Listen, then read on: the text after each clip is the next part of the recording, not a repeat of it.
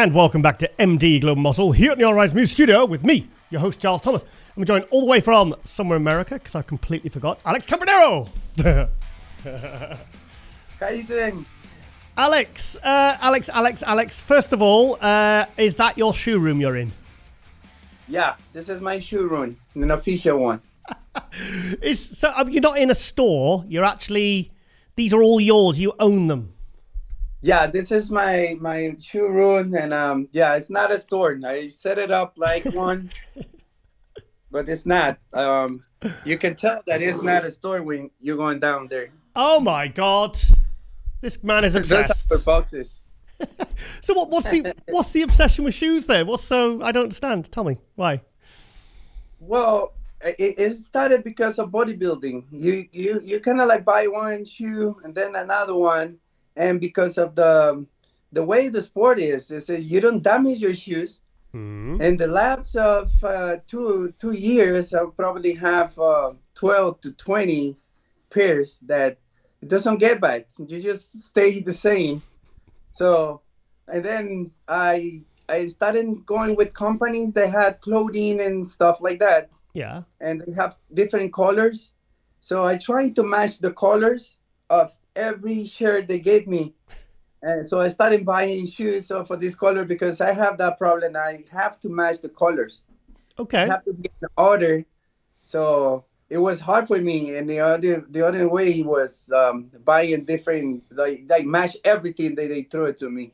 I think us bodybuilders could have quite obsessive, like kind of OCD tendencies where something like Dorian, we always have those pair of shoes we have to wear on leg day, or we have to have a top that we only wear on back day. And I think this is where this is all stemmed from, isn't it? Well, it's unbelievable because here's the thing: you see all these shoes, yeah, and then you're gonna see the shoes on the bottom right there, yeah. Okay. These shoes is the one that I wear on Monday, Tuesday, and Wednesday, and Thursday and Friday. Okay. That's what I do. So I leave it on the floor, so I don't use it twice in a week. Okay. So cool. Right, okay, we'll get off the shoe subject then, because I just thought I thought, what's he doing? Is he in a bloody shoe store or something? A Foot Locker or something? We're doing an interview. Yeah, I thought I've seen it all now. Right, so Alex, I think the last time we actually spoke was when I interviewed you backstage when you just won the Arnold Classic in the Classic division. Yes. Yeah, that was the last time. Hang on, was that 2020? 2020. Yes, of course. Yeah, of course. Yeah, yeah. Confused. It was like 2 Arnolds in the same years. It feels like that. Yeah. So you're on the list to do the Arnold Classic again this year. You're going up against the defending champion Terence Ruffin and some other big names like Breon Ansley. How's it going, or how's all the prep going? Well, I started the prep and doing diet and everything necessary. What happened is that I get sick. We don't know it was COVID or something because I isolate myself for 6 days, and then I did the test and it come out negative. So we actually don't know, but the feeling was bad. So we're assuming it was. I didn't miss my smell or anything like that. Yeah. It was just like a regular cold. So that was the first day. And then I have my gym. I have 2 gyms. I have one gym here in Miami, which is more private. It's for me and some PIP clients and some guys that train with me, like Kai Green and Brandon Hendrickson and some other guys that show up to the gym, and we shared our training. So I spoke with Neil. Neil saw me. He wants me to see my body, how I react in the first weeks of. And he told me that my body is too tired, and that he don't think that it's gonna be healthy for me to get into another prep for the Arnold because it was too soon. And the problem is that most of the guys were doing, and the guys that you see right now at the Arnold, they compete at the Arnold. Some of them, that's it. Yeah. And then the other complete only at the Olympia. In my case, I started my career as a classic. I switched from 212 to classic. That's right. And I started with Pittsburgh Pro, then I went to New York, and then did the Olympia. I went to France, and I did the Arnold again, and then did the Olympia, and then I did the Arnold again, the Olympia, and the Atlantic Coast. That was everything in a row. So after 3 years, I think my body is asking me for a little bit of rest. Yeah. So you're not doing the Arnold then? So we're not going to do the Arnold. Oh, man, that was just such a good lineup as well. I was really excited to see there, man. Yeah. I mean, look of how I did my first Arnold. I did my first Arnold in 2020. Yeah. And I played first. Yep. My second one was the last year, and I played second. So I really like it, and I put all my efforts that I can demonstrate that I always bring my A game to all these shows. I think the last year I was very unsatisfied with everything goes the last year, especially with my sponsor Redcon. I feel I feel bad. Well, I feel now uncomfortable when I was on at the show. Yeah. It was like that's something that somebody told me, but you can feel that I was not very welcome to the Arnold. That's what I feel. Really? And most people like, no, you guys have no permission from your company or your sponsored company to participate at the Arnold. And I think in the eyes of everybody, they took me out of the Arnold. It wasn't the case because I spoke with Aaron and Eric, the owners of Redcon, and I actually had them. Sorry, Alex, we had a bit of a connection issue there. So yeah, you're saying that they flew you first class and they gave you, Redcon gave you a blessing to go and do the Arnold Classic. Yeah, that was they have the full support. It went with Maggie, obviously. We have then like always, nice hotel. Everything was covered for Redcon, so they support me. So my point is that they support me as an athlete to go and put it all the difference between these two companies apart from me, at least. I don't think that the community or probably people that were there was thinking the same as partial in that aspect. I think that most people, in those situations, I don't think that the sacrifice can be the athlete.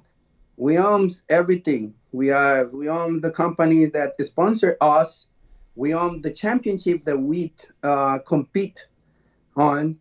So I think this kind of controversial or problems that they have shouldn't be affecting us. Yeah. In any way. Yeah. Well, obviously it sounds like it didn't there with the Arnold Classic, even though, I mean, you felt, I mean, you got a good placing. I mean, I know that Terence Ruffin beat you, but, it's you two athletes are very, very closely matched, Yeah. Not complaining with, I had never, if you would see my career, I'm 212 and even in Classic, I have never complained. And for sure, that as an athlete, a competitor, that you're always gonna get hurt, and I'm probably not the place that you deserve, and always everybody have that, and they probably express that sentiment. I had never done that. I had never expressed myself on any, so this is one of them. I'm good with the placing of that. I just feel uncomfortable with the situation entirely at the place, and it's something that most people might not feel. I didn't see that. Yeah, but there's only one guy. It's only one Redcon guy that showed up to the show. Yeah.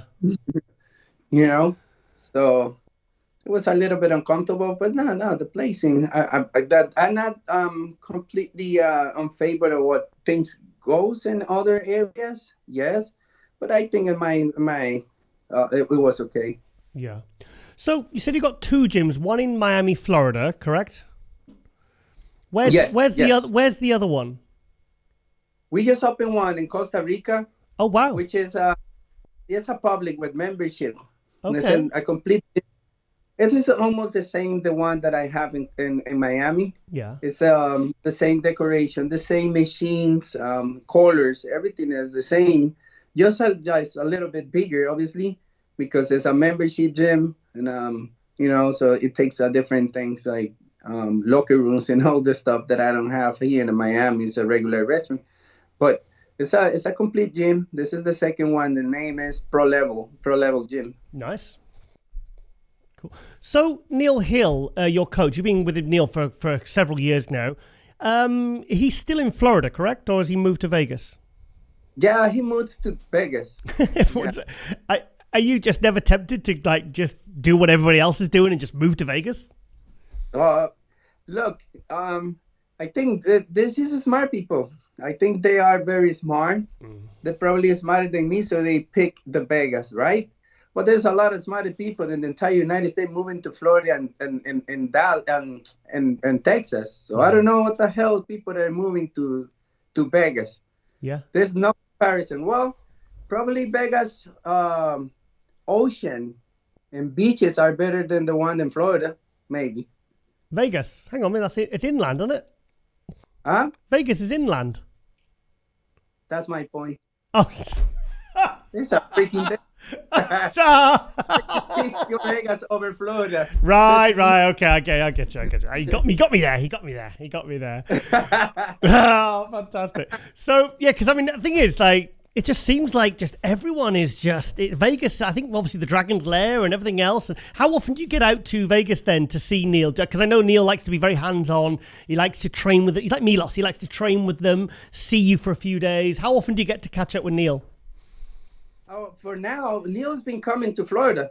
Oh, wow. Okay. But because at the end of the day, you have a lot of stuff going on the East Coast. Yeah. Rather than the Olympia, you're going to Vegas for the Olympia, but most of the biggest shows and the more popular shows in the industry are here in the East Coast, right? Like New York Pro, even the Arnold is in the middle one night called the Arnold, but New York and Tampa, and then you have Pittsburgh. So all these shows are here, and even nationals are here. The junior nationals are here. If we're talking about as the amateur, but pro and amateur is more than the East Coast than the West Coast for me. If you go in that, so every time that's something that happens, they have to travel to the East Coast. Yeah. So I can with him, and I train with several guys here in the East Coast. Good. So, what's your thoughts on Arnold putting his money where his mouth is, and really, because obviously he likes the classic is more embodying the 70s and 80s style of physiques, and he's really put his money where his mouth is, and he's really dramatically increased the Arnold Classic prize money. What's your thoughts on that? Do you know how much they increased the price? No, I don't. I read something on Terence Ruffin's. He said from 7,000 to 60. Yes. Is that true? Is that true? Is that correct? Terence spoke with it. We were told not to mention how much was. Oh, okay. But here's the thing. It's been when I won my Arnold Classic, we expecting a big increase of the money. Yeah. It actually was it was told to everybody, the Arnold is going to increase the prices. It's going to be good. And then we end up making $7,000 for the winner. $7,000 for the winner. You know that Redcon paid me the same amount of money they if I won a competition. So imagine it's $7,000 for the Arnold. So that's what I made. And we told that was it's gonna be a big prize. Well, big prize was $7,000. The Terence took $3,000 in that moment, right? And then the next year, it was actually in social media. They spoke about it. Oh, the prices are going up. Arnold's gonna put their own money. That was last year when Terence won. Yeah. Now the political view of Terence, he's not gonna be very open in saying that. Not even me. We have to take care of what we talk. But he received $7,000 that year. Okay. He put it in a nice way to say it that, hey, look, $7,000, but you guys told me that it was more than that. Okay. So now I think that we feel a little bit of, it's not the word offended because it sounds too aggressive, right? But I can find another word right now. But you have a guy in the open winning the posing routine. That was like in 2020, right? $10,000. More than the classic winner. More than the classic winner. Yeah, Now, I see a point. Anybody, I challenge, and not in a bad way, I challenge any in the open that pose as a classic. The best posers in the game are classic, and we worked really hard for it. Correct. So the top 10 guys that pose at the 2020 will win. Any of them will win the posing routine. Any of them. If you notice this year, Arnold, everybody, the 11 or 12 guys, compared to the open, I talking about the posing routine. They were clapping all the time for every single one. You go in a pose, you make the transition, everybody like, wow, yeah. I don't think that there's debate into all of those guys were the best poser that day. But it comes a guy making the same money as a posing. Well, this year they give it the posing routine to Logan Franklin. $10,000. The posing routine, arguably, Terrence could win that thing too. 100%. Yeah, I would. Yeah. But do you think it's because he posed like Arnold? Yeah, probably that was. It's like, sorry, had to say it. A new generation. Yeah. So if you dance like, you probably can dance like a Janet Jackson, but these moves are old. Yeah. These moves are old. Yeah. Now you have to dance like Beyonce or something. It's fucking reality. Yeah. Reality. Yeah, I hear you. The body we have now, and we're trying to like, this is classic. What you actually emphasize the problem that somebody have at the era as a classic. Oh, the midsection, that was the problem that he invented, to move it to the side and put his belly in so it doesn't look big and square. And people are like glorifying this thing when you have guys that have 28 inches freaking waist, 27. I have 30 in the off season. Fact. Wow. Okay. Crazy. And he got huge shoulders. Like, wow. Great. No, Neil's girlfriend, Alex. Yeah. Okay, I wear her belt. You wear a weight training belt when you're training. She's tiny as well. I've met her. She's tiny. She's probably 115, 20 pounds. Wow. Yeah. You know, so how do you glorify a midsection as an old school that is bigger than 28? True. By the way, the frame, I'm talking about shoulders as big as anybody. Yeah. No, yeah. Your shoulder to waist is what is really, that's just, when you scan a lineup. Like I remember in the Olympia, when you're in the 2020 or 2019 Olympia, and just your shoulder to waist, it really stands out. You know, and you're front relaxed. You're a real standout physique. So sorry, going back to the prize money, the Arnold now. So it's gone from 7 to 60 because Terence Ruffin put that on his Instagram. So that's well known and documented, and everyone knows now. Yeah, that's public knowledge. Yeah. But they're not official. I think this is not official. The competitors know that because they told us that the increase was the price that amount of price. But before they never told us how much it want to be. This time they told us, it is $60,000. You're happy about that, surely? Say it again? You're happy about that, surely, though, as a classic competitor? That I'm happy? Yeah, you're happy about that? That at least now that a one show at least is increasing it for that particular division, given that you're a classic. Man, we deserve that. We deserve, because a difference of other classic that they bring to the industry, right? It's not just a model kind of class. We put a show on it, which I'm not saying that men's physique or bikini, they don't deserve that, but the frame of their class, it doesn't give you too much of show. Yeah. But class have the entire show. Listen, this is something that most people go and see before you go into support, like classic men's physique. You see them full of people, full of competitors, with people supporting their own family member. Yeah, that's what you see in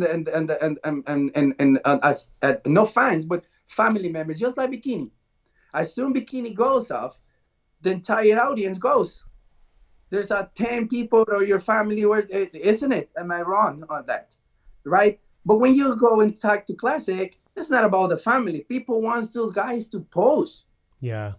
Yeah. And asking for more pose and better pose and to a point that you feel that you don't pose about and judges or people think like, okay, it's not judge the posing routine or the way you pose. But it's true. It is. You can be a better body and somebody pose better than you, and you're going to lose that battle just because of posing. That's classic. It's becoming that. So when you go into those places that most people are following, you see the follow of the classic guys and how they took social media. I think they deserve. I'm not saying that they're gonna make more money in the open, so I don't get into a controversial, But yes, they deserve at least the same money of the top classes, like men's physique or bikini. And my point is because we were doing probably $7,000 and the bikini was receiving 40,000. Yeah. Yes. That's big difference. So I don't see it was very unfair for the classic, very unfair for me, for Ruffin, for Seaborn. We are pros. Sorry, Alex, I think we lost about 10 seconds of you there. So could you repeat what you just said, please? I forgot what I'm saying. Exactly. I do that all the time. Yeah, like, what the hell was I talking about? Yeah, you were talking about prize money and, how... Oh, yeah, but I feel that it's unfair for Terrence, myself, and Seaborn, Chris, that those prices are so low, especially compared with the other classes, because of what we bring. We bring sponsors, we bring people, we bring attention, we bring a show, and it took a little bit long to actually recognize the value of the classic. I think that most people just see in the classic as, oh, what another class they putting out, but they didn't expect him to get the popularity that's getting now. I was at the 2018 Olympia, and I remember at that Olympia, there was so much talk around the classic. That's when I felt like there was a huge level up in terms of interest for the classic. And then I think last year, I felt like it's gone up again. Because and like people like C-Bum and Terence Ruffin and people like yourself and Breon and like as popular as literally as the open guys. Yeah, they definitely are. And what another thing is the more flexibility as an athlete to promote brands. True. That you see it, not offending any of the open, but even when you have characteristics of or the approach of these classic guys have to an interview, to talk for the cameras, the ways they can dress and outside the stage. I think it's surpassing, because at the end of the day, we were looking to the top guys in the open, every behavior they have, and I think we in the classic. We actually developed all that and even better. So it's material for companies to use it as a tool for their sales, for their promotions. And I think it's better not just to, this is a monster. What the monster brings? He pose. He can be a model. put this shirt, put this clothing on, model, and the people wants to wear it. Yeah. Do you stay in pretty good shape all year round? Oh, year round, yes. Yeah, I'm have my diet is always structured. Now I'm signed with MegaFit meals. Oh, nice. They had, yeah, and it's actually easier because you travel and you're doing everything you're doing, and you're always carrying your food, and then it's a very good food. So yeah, I'm not suffering. And actually, they asked me for going to a restaurant. Hey, let's order this, and no. Just give me a MegaFit. Yeah. Fantastic. Yeah. I don't want to do. Do you know what? I think if I was going to have a sponsorship, I think I would like a meal sponsor, because it's just so, imagine that, everything being delivered every week and it's all fresh and weighed out, and I mean it just takes away so much, especially when you've got businesses and and you got and you spend an hour a day deciding what pair of shoes to wear. It's like this takes this it frees your day up, mate.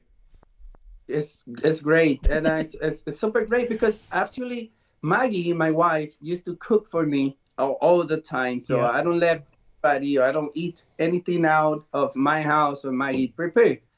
So when we find out on Neil connect us with MegaFit, and we started working with them, like, first of all, that the food, I couldn't imagine that was like so good.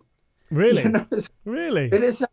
It's a frozen food or whatever. Then when you have somebody cooking for you, this is like a weird thing, but it wasn't. It's a great quality of food. And after the Arnold, we were about to go on somewhere, and everything was closed, and that was the same thing. Like I have bison with rice. Yeah, that's it. But you don't want it together. No, that's just bison and rice. After brilliant. And that was what finished the show. That was the celebration. So how's it going with Neil then? Because you've been working together, is it 3 or 4 years now? It's been it's 4 years already. 4 years, 2018, yeah. So how's it going? It's still going well? Very well. Neil have surgery in the hips. He replaced a hip. They have some pain on it. So sorry, say that again. Neil's had hip surgery. Yeah. I didn't know. Yes, because we were then he was stuck in UK. Yeah. Right. So he got the surgery and stayed there for few months, and so he recovered. It was a fast recovery for him. Good. But a life change on that and that surgery. He came here to Florida.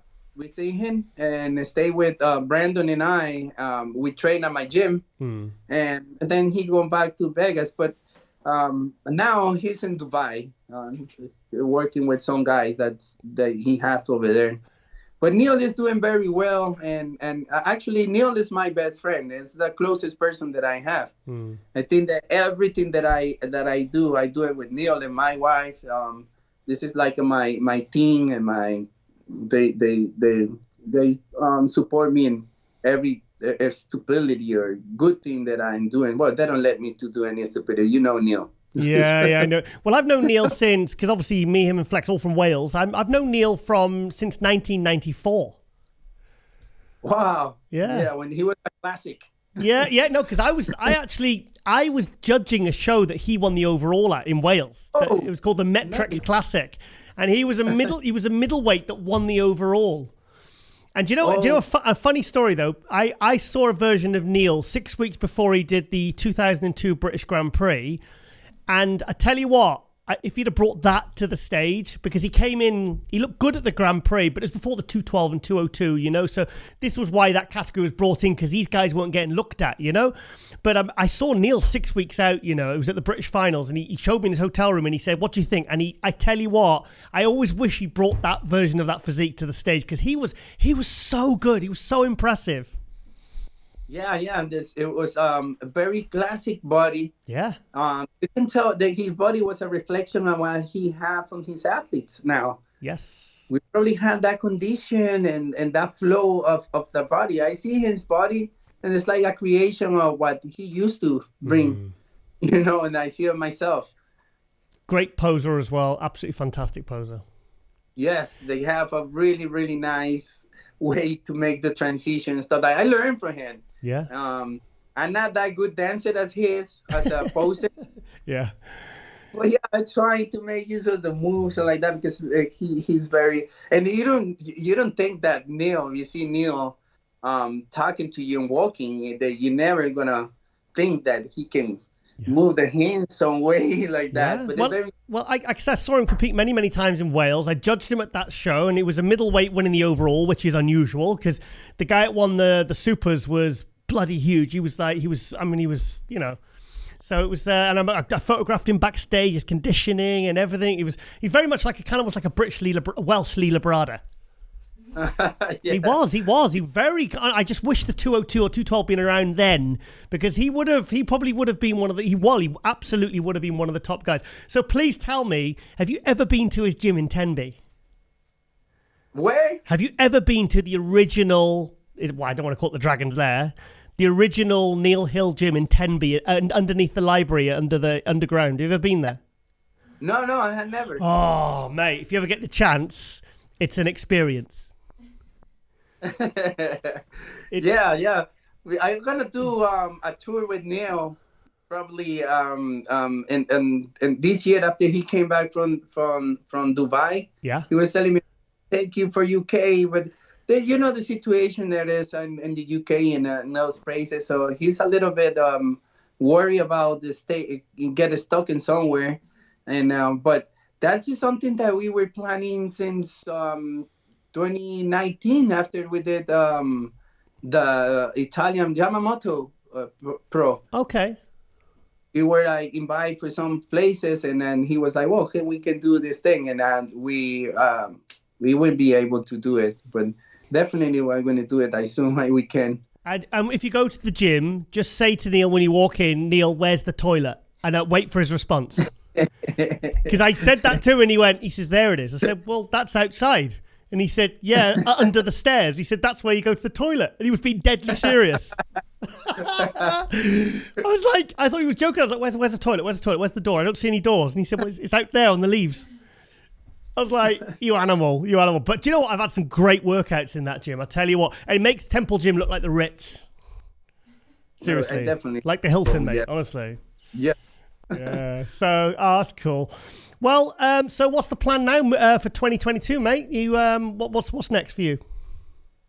Well, we're waiting to see what's in the shows that are in Dubai. I think okay. That wants me to go over there.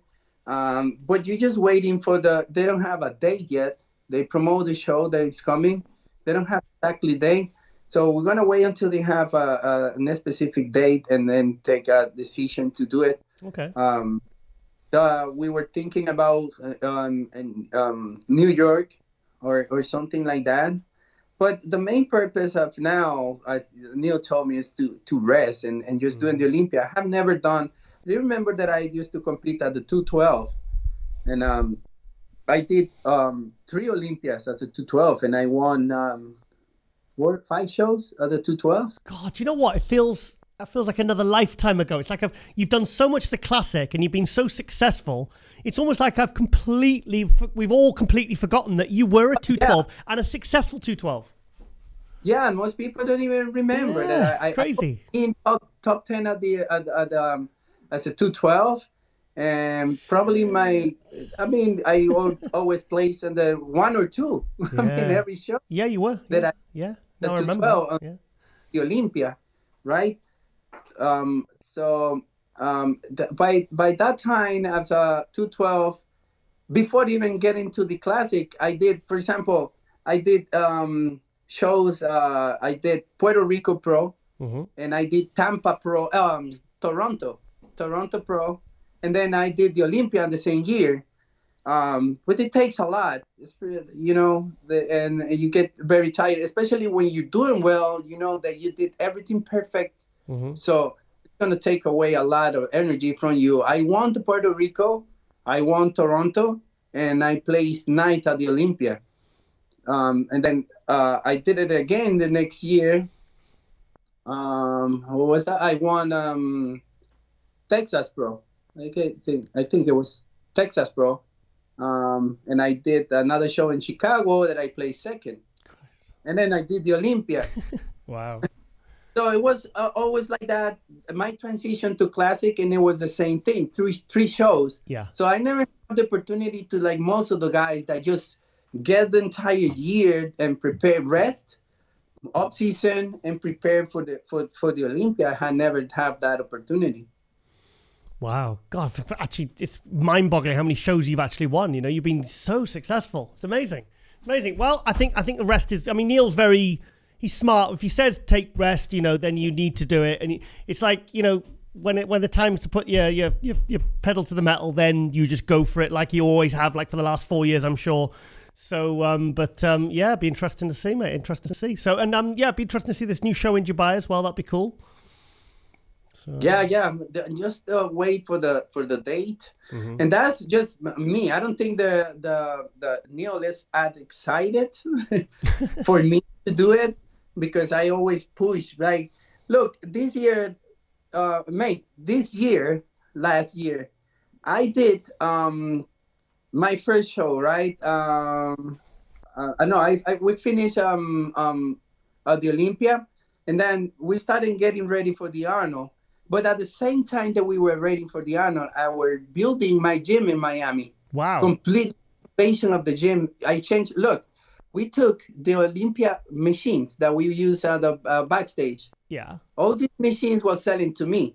So I put these machines in one part of my gym, and then I decide to change the entire gym with the same machines, the floors, the lighting, or a complete gym renovation. But I'm not a money guy. I have to do it myself with my friends. So yeah. I started with workout, training, and working on my gym. Training, working at the gym. And you have no idea. I have some videos, and it was a lot. Yeah. But at the same time, we have the opportunity to open the one in Costa Rica. So it was 2 gyms running at that time. God. And myself. If I'm going to show you something, because we were moving all the machines. That was for the Olympia. Yeah. We were moving the machines, and I have those treadmills. And the treadmill have like a scissor movement that you put it in together, and then you put it in a wall or something. Yeah. When I grab that side, and the side fall on my fingers, and I just caught my fingers. This is a new... God, no!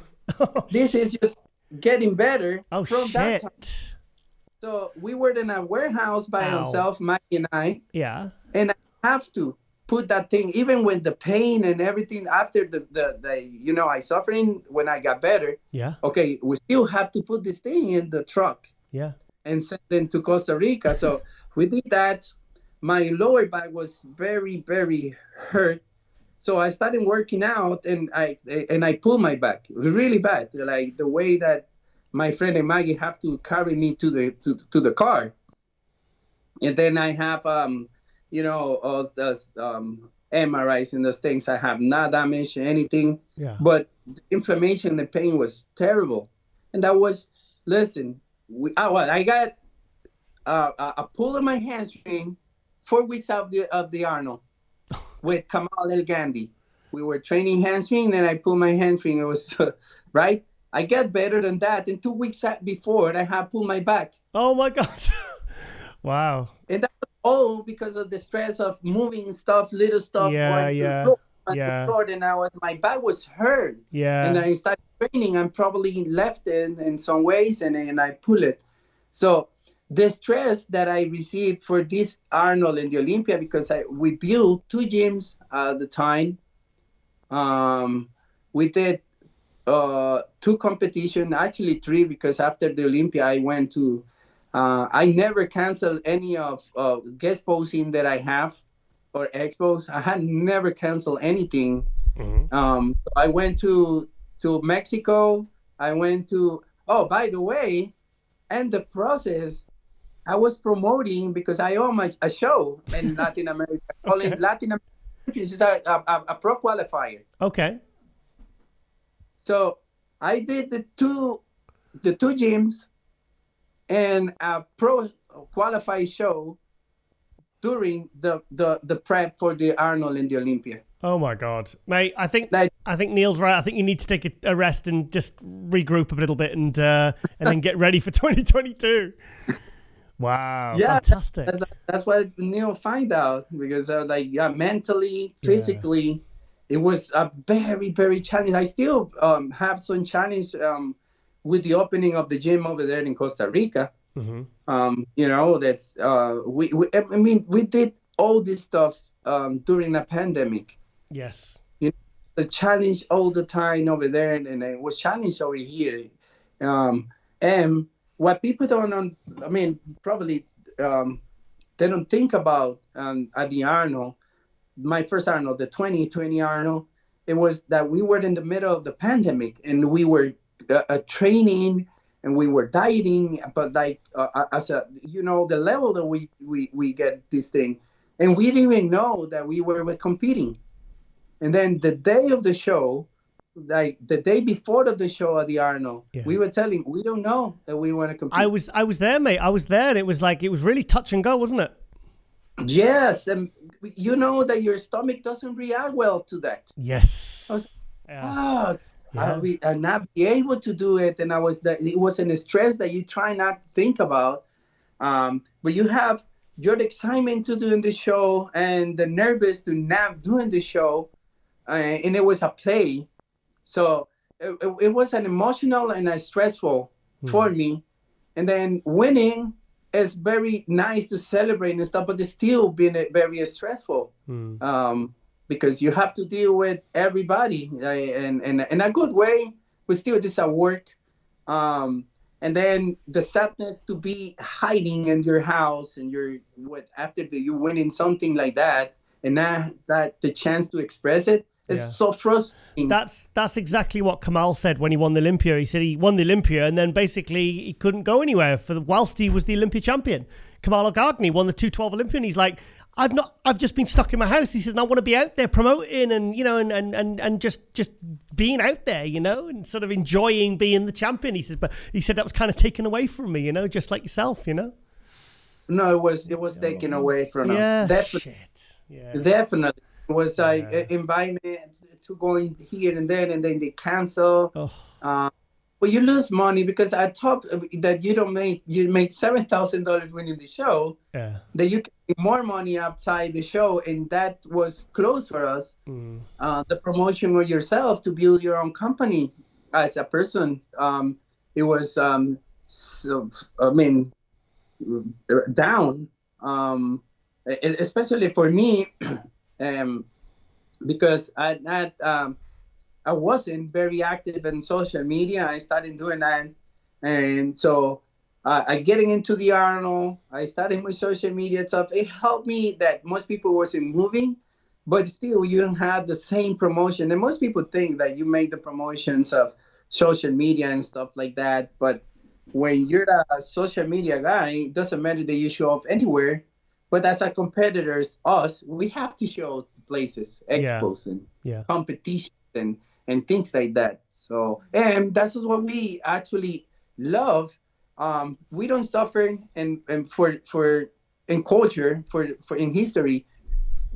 We actually don't pay too much attention of the future of finances, or even at the same moment, because we are into have the shared experience with the fans going to here and there, and I fulfill you as an.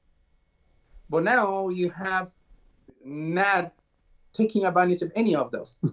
At least not as you can, because it was blocks as the pandemic was. So not going here, not going over there, and you have no material actually even to post anything. My posting was like, and I was lucky to have my own gym, so I can post that I was training at least. Yeah, exactly. And I was killed on social media because I started posting. Flex called me, hey, mate, take down that video. What video? And I was like, I didn't even talk on the video. No, take down the video because everybody is in the pandemic, nobody's training, and you come out training in the private thing, it doesn't look good. People are talking shit, because even happened to Flex. Flex posted like a training video or something, and people are, you shouldn't be doing that. Or people are dying. And I remember him telling me, and he was like, you got some shit for it. And he's like, he's got his own private gym. Do you know what I mean? So he can do what he wants, like yourself, you know? But unfortunately, that was the madness we were in, you know? Oh, it was terrible. I had my gym for myself. Okay. Yeah. I posted. I have a little the tree pad recording me, and people are dying. You shouldn't be posting that. There's some people that doesn't have a place to train, and I understand because some people don't have a place to train and they pay $10 for fucking train. But you're gonna tell me that I cannot train in my private place and I have to pay thousands of dollars to rent the shit? Yeah. Yeah. So it's not. Yeah. Jeez. And I training by myself. So yeah, but there was the critics that we have the pandemic. I don't know what's this. It's the only thing that my response was first of all, I'm a professional athlete and this is what I do. So I'm not enjoying the gym as you guys are doing. I'm freaking working. Yep. You know, and I have to escape and deal with things to work, right? So yeah, I'm working. That's what I do, and I'm posting me training is what you guys doing with have nothing to do because of pandemic. So yeah, that was my approach. Alex, I'm going to let you go, mate. And yeah, thank you so much for coming on MD Global Muscle. I really appreciate it because that's the first time I actually got you on the show physically. We've been going a couple of years, so I'm glad I got you on. And yeah, all the best for 2022, mate. I've really enjoyed this talk, really have. Thank you very much. Thank you for inviting me. It's always an honor to be here, and I have the opportunity to express myself and have those stories that, you know, it's very fun, and I can have a connection with not only with the fans but the industry. But you know, very appreciative for that, mate. Thank you very much. I think we should get you and Neil on before the Olympia or something together. That'd be fun. Oh, definitely. Yeah, yes. you, me, and Neil. That'd be fantastic. I'd love that. I would love that. We'll do that. That's definitely that's a promise. Yeah, well, that's a promise. That in Miami, yeah. Yeah.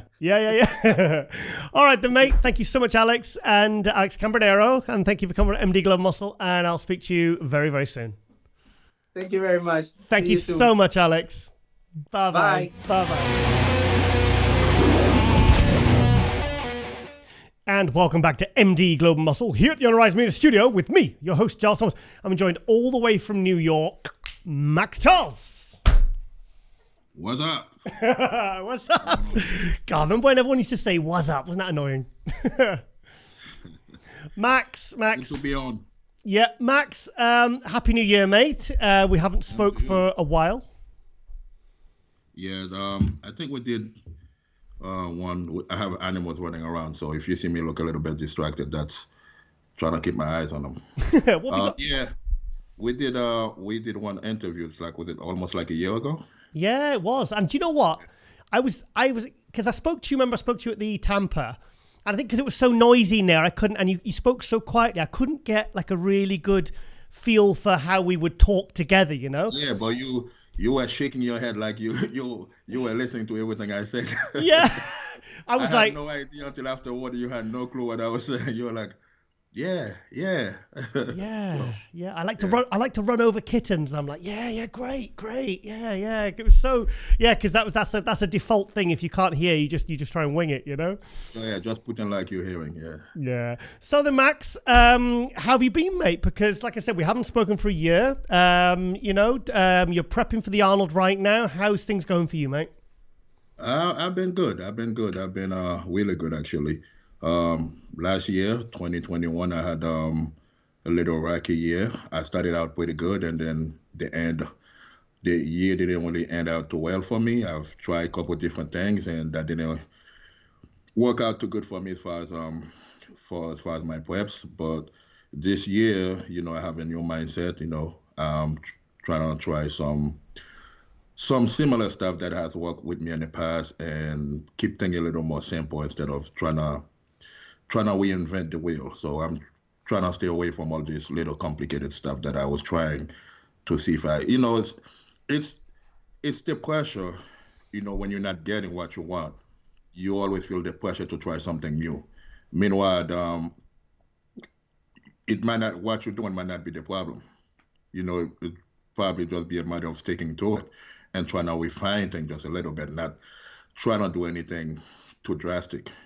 But I think with me last year, wanting a win so badly, and I wasn't getting it. And even though I feel like I was getting so close and not getting it, so I got so desperate to where I was trying things that I would never try before, and it didn't work out too well for me. But 2022 is a new year, I've learned, and so now I'm gonna apply those lessons that I've learned to make sure that I don't make those type of mistakes no more. I mean, 2020 though, mate. You were prepping for shows, and you were very limited with what you could access gym wise.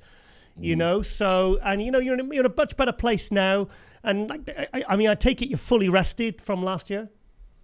Yeah, from last year I didn't really have a long break, a long off season, because after my last show, I've already planned to do the Arnold, so I already know that I was gonna not have any kind of real off season. So what I did, instead of allowing myself to get too blown, so I stayed in decent shape. So, because I know that I wasn't gonna have enough time to have like a long prep like I usually. Usually I would do like a 16 weeks prep. Mm-hmm. So I know for this one, I was trying to give my body as long as a break as possible. So doing a shorter prep, but stay in decent shape. So when it's time for me to prep, I didn't have to do too much. So when did you put your application in for this Arnold Classic? Because it was announced late, wasn't it? Because of obviously last year, and with the Arnold being in September last year. When did you when did you apply? Well, I'm usually late, so they always give me shit for that. So, do they? I mean, after a little bit. I'm not gonna say when I put in for it. I'm gonna say that when I made the decision 100% to do it, I think is maybe 4 or 5 weeks into November. I know that I definitely wanted to do it. So from that point on, it was just a matter of sending in the application and sending the recommendation and stuff like that. Because once you do that, you kind of committed to do it. That's why a lot of time it's not really that you wanna do things late. You wanna make sure that you really end before you do all those extra steps. Do you feel maybe there's some unfinished business at the Arnold Classic after what happened in 2020? There's unfinished business with me and bodybuilding altogether. Oh, that's how I feel. Yeah, I feel like I haven't come nowhere near my full potential. So by the time my career is over, I don't want to look back and say I could have done this, I could have done that. And definitely I don't want to be one of those people that hold grudges and be mad at the sport because they couldn't achieve what they wanted. So it's on me if I don't. So that's why I'm doing whatever I can. So when it's all said and done, I know I did whatever I could to achieve what I feel like I can achieve. One thing, whenever I see bodybuilders in person, the first thing I ask them that I never ask them on podcast is, how's training going? When you see somebody never, I'm saying like one thing. First thing, if I saw a bodybuilder, and when you see someone in the gym, the first thing I say is, how's training going? But it's something I never ask on podcasts. So Max, how is training going? Training is going good. I train smart. I train smart. I know my body now. I know what to do and what not to do. So I know how to train to get result. I think I pretty much master as far as training. Training is not an issue for me. As far as getting my body to get the kind of result that I want from training, I know how to do that. I think my biggest issue is eating. So like I was saying before, when it's all said and done, if I do not do what I feel like I'm capable of doing in bodybuilding, the number one thing I know is gonna be my eating. That's my number one issue. Yeah. Is like my struggle is always being able to eat what I'm supposed to eat and get the meals in. Yeah. So that's what I struggle with. Yeah. So it's just frequency or whatever, or with eating? Portion, frequency, everything. I just do not have I don't have the kind of appetite that I need.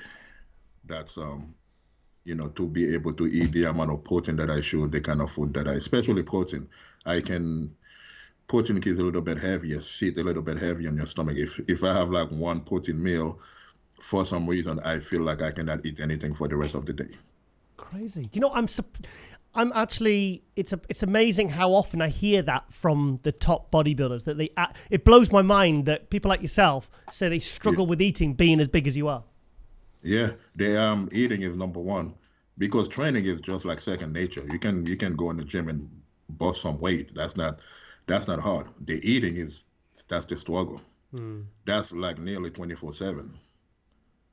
That training, you go to the gym, if you train for like 2 hours, 2.5 hours, you know, that's it. It's over. Yeah. But eating is like 24/7. You have to worry about it and think about it, because you still have to get it done. Yeah.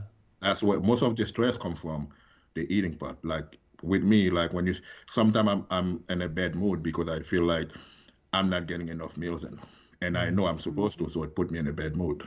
Does it? Okay.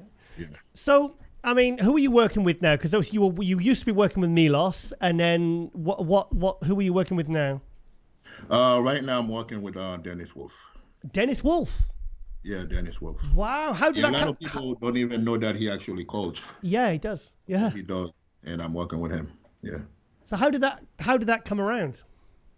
I know one of his athletes, and I spoke to him, and he recommended for me to speak to Dennis. And I spoke to Dennis, and we kind of clicked, and I like everything that he had to say. And so we give it a try, and so far things have been going pretty good. What's it been like as an experience? What is he really hot on, whether it be training or nutrition or supplementation? What would you say is his specialism as a coach? He actually listened to me. He listened to, because he feel like I know my body pretty well, so he listened to my input, and he's very focused into getting the meals in, which is right. Okay, so I think that would be any coach. So he's really about getting the meals and using the meals to get me whether I need to be fuller or need to get in shape. So we focus mostly on food to do all that. Yeah. So I think his main focus is actually the food. That's what we focus on. It's tweaking your body with the food. So how long have you been working with Dennis? It's been almost 2 months. Oh right, so it's quite a recent thing. Yeah, I started with him when I first started this prep for the Arnold. Okay. Yeah. Have you been to Vegas and trained at his outside gym? No. Haven't you been? Why not? I mean, if I do go to Vegas, yeah, I'll definitely go there and train. Yeah. But no, I haven't been there. Yeah, because basically Dennis Wolf has built this. It's quite well equipped. It's completely outdoors, isn't it? It looks pretty cool. It looks completely different from other gyms. So I think it's a really nice setup. It looks pretty cool. I would definitely love to go down there and get some training in. Yeah. For a different feel, something different. So you've actually not trained with Dennis Wolf yet, then? Huh? You've not trained with him yet? No, yeah, he's doing my prep. Yeah, but I'm saying if you get together, I mean, it's inevitable you're going to train together, isn't it? Yeah, but not necessarily, because I'm so used to do my own thing as far as training. Right. It's not really. Yeah, I'm very used to doing my own training. Yeah. So it doesn't mean that if I do get with him, we have to train together. No, I'm more into a coach that do the prep and the other stuff. As far as training, I've always done my own training. Yeah. I don't think I would be comfortable following anyone else's training. Yeah. I think that's I think it's gonna be exciting. But I have to think that makes sense to me, and I feel like I know my body well enough for me to only be comfortable. It's not me being stubborn. I think I know what I'm doing with myself as far as training. Yeah. I have other stuff that I feel like I need help with, and those are the things I focus on, or I feel like I need help with as far as a coach. Yeah. So how's obviously two months? Not cutting you off, since I want people to understand why I feel that way. I think everybody's different. I've tried having somebody physically train me. Seriously, I couldn't even focus. It's something about somebody else telling me what to do and just following me around that doesn't work for me. I think everybody's different. Some people, they need somebody to push them. Yeah. With me, if I'm by myself, I can get in the zone and do my own thing. If I have somebody there with me that's just quiet, not saying anything, I'll be good. But somebody just follow me and telling me to do this, do that, I cannot follow order. My brain literally will stop working. I think maybe it's a generational thing, because you get some of these young athletes now and they literally need every rep, every set. They need every workout planned out for them. But I think which is good. That's what they are. But which is good. Everybody's different. That's like with me. That's not me. Yeah. I think sometimes maybe, you just literally might just need someone just to spot you, or that's it. You don't need someone to say, right, do it like this. It's like, no, I know exactly what I'm doing, and this is how I like. Thing is, I think a lot of it is how you enjoy to train as well. Yeah, I do enjoy to train, and when I'm training, I go by how I feel. Every rep that I do, I go based on how I feel. I think for me, if somebody else is telling me what to do, they're gonna tell me what they think I should do. Meanwhile, I feel like I have to do what I feel like at that moment I should be doing. Yeah. Yeah. So, is it working well? Just even just the first 8 weeks, is it all going smoothly? Oh yeah, so far it's going great. So far, definitely, I cannot complain. Everything is going great with him. As far as everything else, everything is going great. I love the way my body is looking. I'm staying full, and I'm getting leaner every single day. And I believe by the time I hit the stage, I should be on my best. And that's my goal. Oh God, yeah. I can bring like a lean, complete, full package, which is the plan. I think I'll be good. I just want to basically just be my best, at this point. Wherever they decide to place me, wherever I place is not really in my control. But I know if I'm at my best, I can definitely hang with anybody on that stage. I think sometimes people, sometimes athletes get so hung up on how they place. They sometimes, I feel they should maybe focus upon how good they look, rather than where they place, because sometimes you can get an athlete, you could literally bring the best physique someone could bring to a stage and get a placing that maybe they're not happy with. But you know what? The satisfaction of actually bringing your 100% best to the stage, I think sometimes is something that athletes tend to sort of not focus on. Yeah, I think it actually work best for you too. If you focus on just being your best, you're not focusing on anything else. Yeah. You have less pressure. Your cortisol would less likely be out of whack. I think for me, anytime that I ever have pressure on where I'm going to be placing, no matter how good I look before the show, something always happens to where my cortisol rises up and everything like that, and then I ended up looking like crap. Yeah. But when I'm focusing on just looking my best, I don't have all this pressure, all this outside pressure. I always ended up looking better. And I think I do good on a lineup like that because I don't have the pressure on me, because pressure's on other guys, because people are expecting them to come and show up and looking a certain way. I don't have that pressure. Yeah. So when I have a lineup like that, I can just focus on just being my absolute best.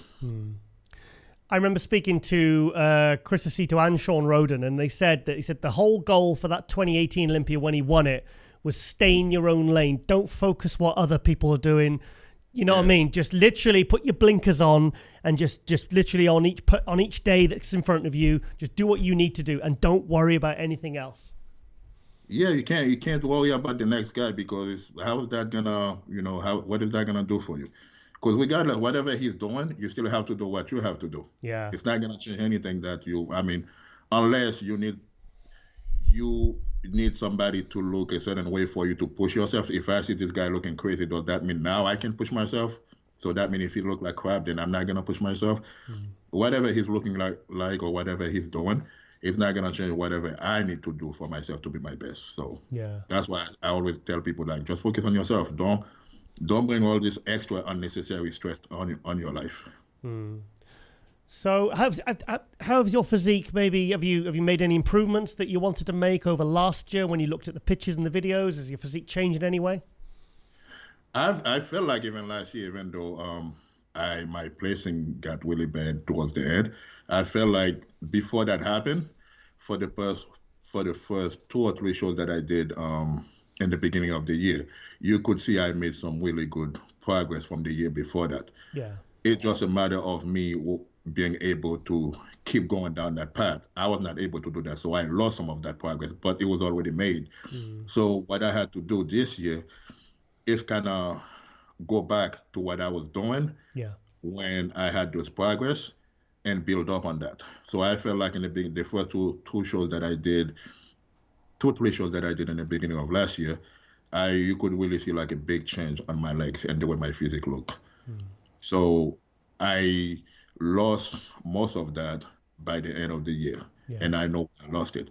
So I just had to take a step back and come back this year and make even more progress on top of what I made last year. So I'm able right now, my leg is definitely bigger, full and rounded, and all around from front, side, so which is what I always focusing on. If my leg is looking big and full, I don't worry too much about anything else but my back being tighter. I think if I can bring big, full, round quads with tighter back, then I don't see why I should not be fighting in the top 3.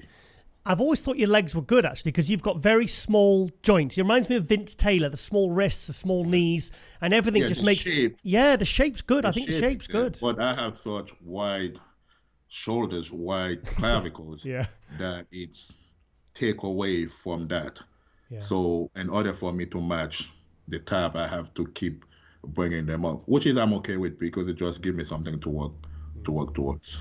I think going back to last year, I think sometimes I've seen athletes who would really want to qualify. They want to either get enough points or they want to get a win. And it's almost like they're working against themselves by pushing too hard. Do you know what I mean? Rather than just doing show after show. I remember it happened to Rowley once. He was doing show after show and his placings were slipping. He started off great. It's like maybe you should have just sort of said, okay, then I'm just going to shut it down, rest up and come back next year. It's a gamble, isn't it? Makes sense. Afterward, it makes sense, but at the moment, you're not thinking like that. Yeah. You always think the next one is going to be my best one. Yeah. Because you have the pressure on you, It's the pressure. All those horrible decisions, you're making them because of the pressure you put on yourself. And plus, a lot of us, we have sponsors, we have all this outside, we have other stuff to worry about too, because you want to please your sponsor. If you did this past show, you did horrible. So you trying to go to the next one, trying to redeem yourself so you can make your sponsor look good. Yeah. I think it's not like if you can do 2 shows and look horrible at those 2 shows and then say, okay, I'm going to shut it off for the rest of the year and wait for next year. You, on the back of your head, you're probably thinking like, damn, what the hell is my sponsor going to think of me right now? I think sometimes with like the top bodybuilders like yourself, I think almost like the mind's almost stronger than the body. Like their mind will just keep going and going and going, and the body's just going, right, okay, you need to just, Oh yeah. Innit? The mind want to keep going, but the body's like, I'm done. Yeah. It's like, please, no more prep, no more prep. It's nothing you can do at that point. Yeah. The harder you try, it's like the deeper you're falling into that hole, and you keep thinking I can dig myself out, but trust me, you're not, because nobody has ever been able to dig themselves out. Because once you keep going down, you're gonna keep going down until you give your body that break that it needs to bounce back up. It's not gonna happen. It's like that mental strength is almost like it's like a gift and a curse, isn't it? Because you just want to keep going, but then your body's saying, no, actually, maybe you need to.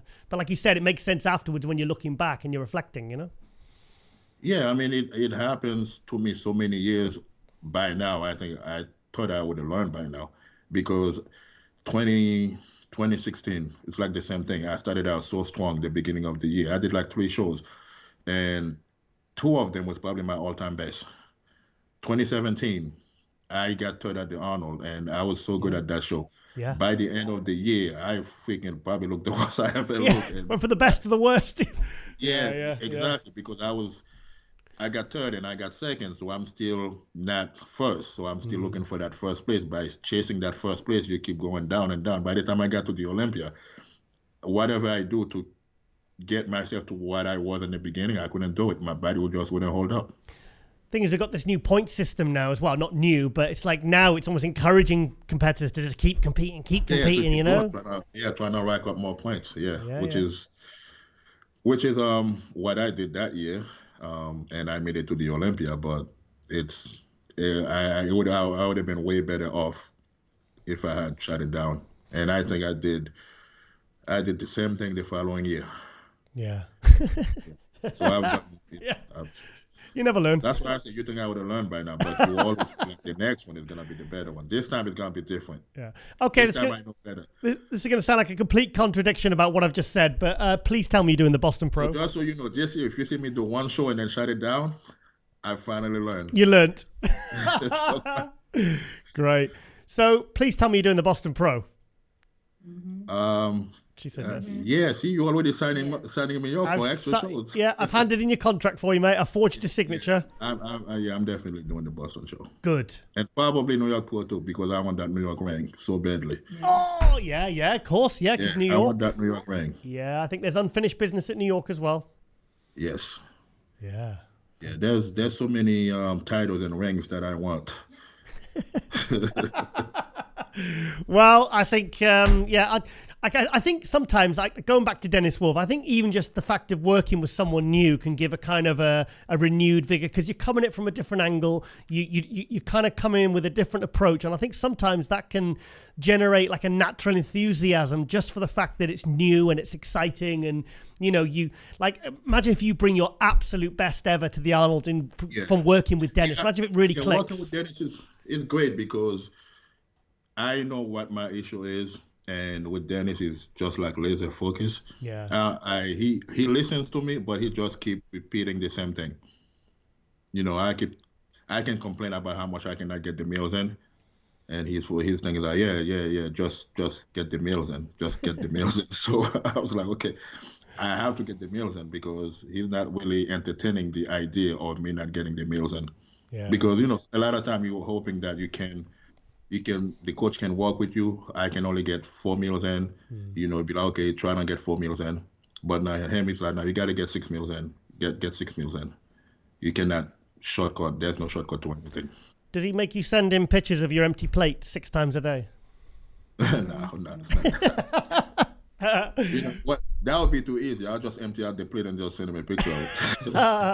And the thing is, I remember I've spoken to Dennis Wolf many times, and he was a guy that really was a big eater as well. So he's probably he's probably trying to, do you know what I mean? He understands the importance. He definitely understand. Yeah. That's why he probably doesn't have. He probably have some sympathy for me, but not. He also knows that you can do it. Yeah. Because he has done it. Yeah. Because with me, with food, I don't think most people understand. It's not even just that I have low appetite. I feel like I get anxiety when I see food. Maybe it's the pressure that I put on myself. I feel anxiety when I see food. Really? That's why, honestly, that's one of the main reasons why I cannot wait to retire. I don't want this. I don't need this kind of pressure all the time. Yeah. Dexter Jackson said the best thing about being retired now, he says I have to eat. I can eat 3 meals a day, and they don't have to be big meals. Yeah, eat whatever you feel like. If I don't feel like eating, I don't eat. Yeah. Right now, it's like it's not really what I like to do. It's what I have to do. Yeah. Yeah. Well, thing is, Dennis Wolf, I remember he was one of the first ones that I heard was doing. About the ridiculous carb ups, like 1,000-gram carb ups, which are kind of common now. Like 1,000 gram and 1,200 gram of carbs, which seems like a ridiculous amount of food, but that's how much guys like him, like Ronnie Coleman's told 1,200? It was ridiculous. Yeah, okay. It was 1,000 or 1,200 or something. Jay Cutler had to do the same. He said, because I remember seeing Dennis Wolf at the 2010 Olympia, and I tell you what, from the start of the prejudging to the end of the prejudging, it was like a different guy because he just flattened out. He said, he said, because like Jay Cutler was the same. For him to stay full, he had to keep eating. Yeah, they just really, they were really food sensitive in that respect with their fullness and what they brought to the stage. Okay, well, I won't be eating that much. That's not an option. Yeah, I 1,200 now. I don't. How many meals would you have to have for you to even get that much carbs in? That's a lot of rice. Yeah, that's that's not possible for me. Yeah. Not even. I don't even think I can even get half of that in. It's no. Nope, not an option. No, not an option. No. Yeah. So even just thinking about it stressing me out. he's having a nervous breakdown. So obviously you're excited. How many Arnold Classics is that you've done now? Because you've done quite a few, haven't you? Which one? Arnold? The Arnold. Yeah. I think I've done at least 4 or 5. At least 4. I think it's between 4 or 5. Yeah. You happy to have it back in March? Huh? Happy to have it? Yeah. I think that's to have it back in March. Yeah. That's it. Because when they don't have it in March, it just doesn't feel the same. The feel is completely different. Just to have it back on the same regular time, it just that's and I feel like for me it's the better time of the year. I like to start out my year with the Arnold, because I like to start out with the Arnold and then have the option to do the New York Pro right after that. And obviously, between the Arnold to the Olympia is 9 months this year. Yeah, imagine. So now you get so much more time. So I already planning it if I can get an early qualification, either the Arnold or that's actually an option. I'm actually thinking about winning. I know people listening be like, oh, yeah, I'm actually going in there to win. I think everybody compete to win. So, and I'm no different. So going in there, so I'm thinking if I can get a qualification early, whether the Arnold or the Boston Pro, then maybe take like a few weeks off, completely off, like maybe 3-4 weeks from training, from doing anything. I feel like just always going and going and going and going, just wear your body down. Yeah. So my goal is to try to get as early qualification as I possibly can send the Olympia so far out and give my body a good, nice break and then start over. I think if I can do that, then by the time the Olympia come, I'll probably be able to make even more improvement. Exactly. You can have a good break, even like a mini off season, really. Yeah. No, the break is, I'm talking about a break, not as far as the off season. I'm talking about a break to where I'm not training, I'm not doing anything. No, but I'm saying you can have a break and an off season with 9 months. Oh, yeah, get a break first and then start on off season. Yeah, yes. Yeah, and a good long prep as well. Yeah, because I don't really I've taken break to where I'm always training. I might train lighter or do not as intense, but this time I actually want to take a break to where I'm completely off the gym. Yeah. Yeah, let my joint, everything, my whole body completely heal for a little bit and then start back over. Well, fingers crossed. If it was accordingly. Yeah. So, fingers crossed for 2022, mate. I think it sounds like it's going to be a better year for you this year. Yeah, hopefully. I mean, yeah, I'm definitely right now on the right track to start with a really good year. Mm-hmm. I had a little setback. Maybe last week I got sick a little bit, and within like no time, my body bounced back up really good, which was actually surprising to me to how quick I bounced back up. So I think I'll be good to go. And just quickly, what's the situation with New York now? Is everything open and okay, and there's no hassles for you to train and do everything you need to do as an athlete? Nah, right now everything is open. I don't see why they would try to close things right now, because my opinion, I don't want to get political, but the country is doing so bad with the economy, so them trying to close anything down right now would be the dumbest thing to do. Yeah. Well, good job you're not in Australia. Oh, Australia? Yeah, it's bad there. It's really bad. Oh, they closed everything down? Oh, it's just, gyms are, Tony Doherty, it's been shut for like over a year. Oh, it's just ridiculous. Everything's kind of messed up over there, so fingers crossed you're not, touch wood, you're not. Them doing all that, is there with anything getting better? I just think it's very, very behind. It's like it's very, very behind the rest of the world. Well, yeah, but COVID been like 2 years. I think if they should be learning something by now I don't see why they would be doing that at this point. Well, I agree. So, okay, Max, so you're going to do Arnold, you're doing Boston Pro, and then maybe possibly even the New York Pro for your, so get that ring. Yep. It looked cool, wouldn't it? I'm going for it. Yeah. I need that ring. Before I retire, I need a New York Pro ring. Otherwise, I'd be a 90-year-old guy still on that New York Pro stage, still trying to get. Well, maybe somebody would sell me one if I don't get one. Yeah, ask Ian Valier if he'll sell his. Cool. All right then, Max. Well, thank you so much for the catch up and the update, mate. And just all the best for this year. And I'm really excited to see what you'll be doing with Dennis Wolf. I mean, that's big news, Yeah, so far everything is going great. So we just have to keep doing what we've been doing, and I think he understands my body. I mean, from the beginning he understands my body. So which is a lot of time it takes a coach a little bit of time to understand your body. I don't know how he was able to understand exactly what we need to do in order for me to keep getting better, but he was able to do that from the beginning. And so far everything been working great. So I think it all comes down to the peak week. So that's usually the most critical time, the most critical part of the prep. So if we can get that down the right way, then by the time I step on stage, you'll definitely see something different. It's nice to hear as well that the bodybuilding legends are kind of like, I heard Branch Warren's prepping Martin Fitzwater now. Dennis Wolf prepping you. It's nice to hear, because Dennis Wolf kind of went. I know he had his show in Germany, but he kind of stepped away a little bit for a while, and I think he was just wanting to do his own thing for a while. But it's nice to see him kind of back involved, and I noticed he's put a bit of size back on as well, so he's kind of getting that love back, So it's good to hear that he's kind of back involved, Yeah, I mean, once you're a bodybuilder, that's always gonna be in you. I think all of us, you cannot completely step away. You're still gonna have some kind of connection to the sport, whether it's you doing like a supplement company or you're working with athletes. It's still gonna be in you. You're still gonna want to have that connection with the sport because you've been in it for so long. And I don't think any one of us get to that level without having a pure passion for the sport, and that pure passion is never gonna die. So you're always gonna be doing something that's related. Absolutely, yeah. Right then, okay then, Max. All the best to the Arnold Classic and the Boston Pro. That Boston Pro, like I said, I interviewed Jay Cutler last week for the Pro League Hype Show, and I tell you what, that show sounds like that's going to be an absolute smash show. You know who's doing it? Phil Clahar. Nate Spears is doing it. I mean, it's very early. It's very early to tell at the moment. There's a few names in different categories, like men's physique and stuff. I'm pretty sure a lot of guys from the Arnold, since like a week later, a lot of guys probably gonna jump in it also. Yeah. So I get to beat him twice. Yeah. I missed that then.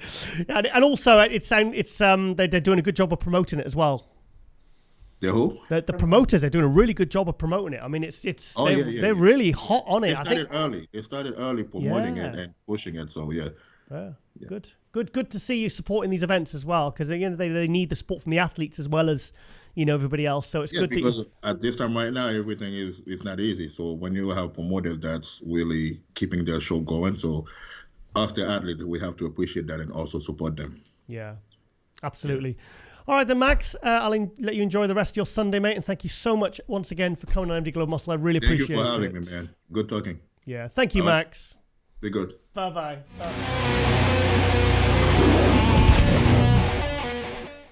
And welcome back to MD Global Muscle here at the Unrise Mirror Studio with me, your host, Giles Thomas. I'm joined all the way from sunny Florida, Phil Clahar. Hey, what's going on, everybody? Thank you, guys, for bringing me on today. Phil, you're looking very tank-like. Yeah, we're getting there. Yeah. So how's things, mate? We haven't spoke since, was it the day off, morning after the Texas Pro, was it? I'm sure it was. Yeah, I think it was before. I think it was at the Tampa, right after the Tampa.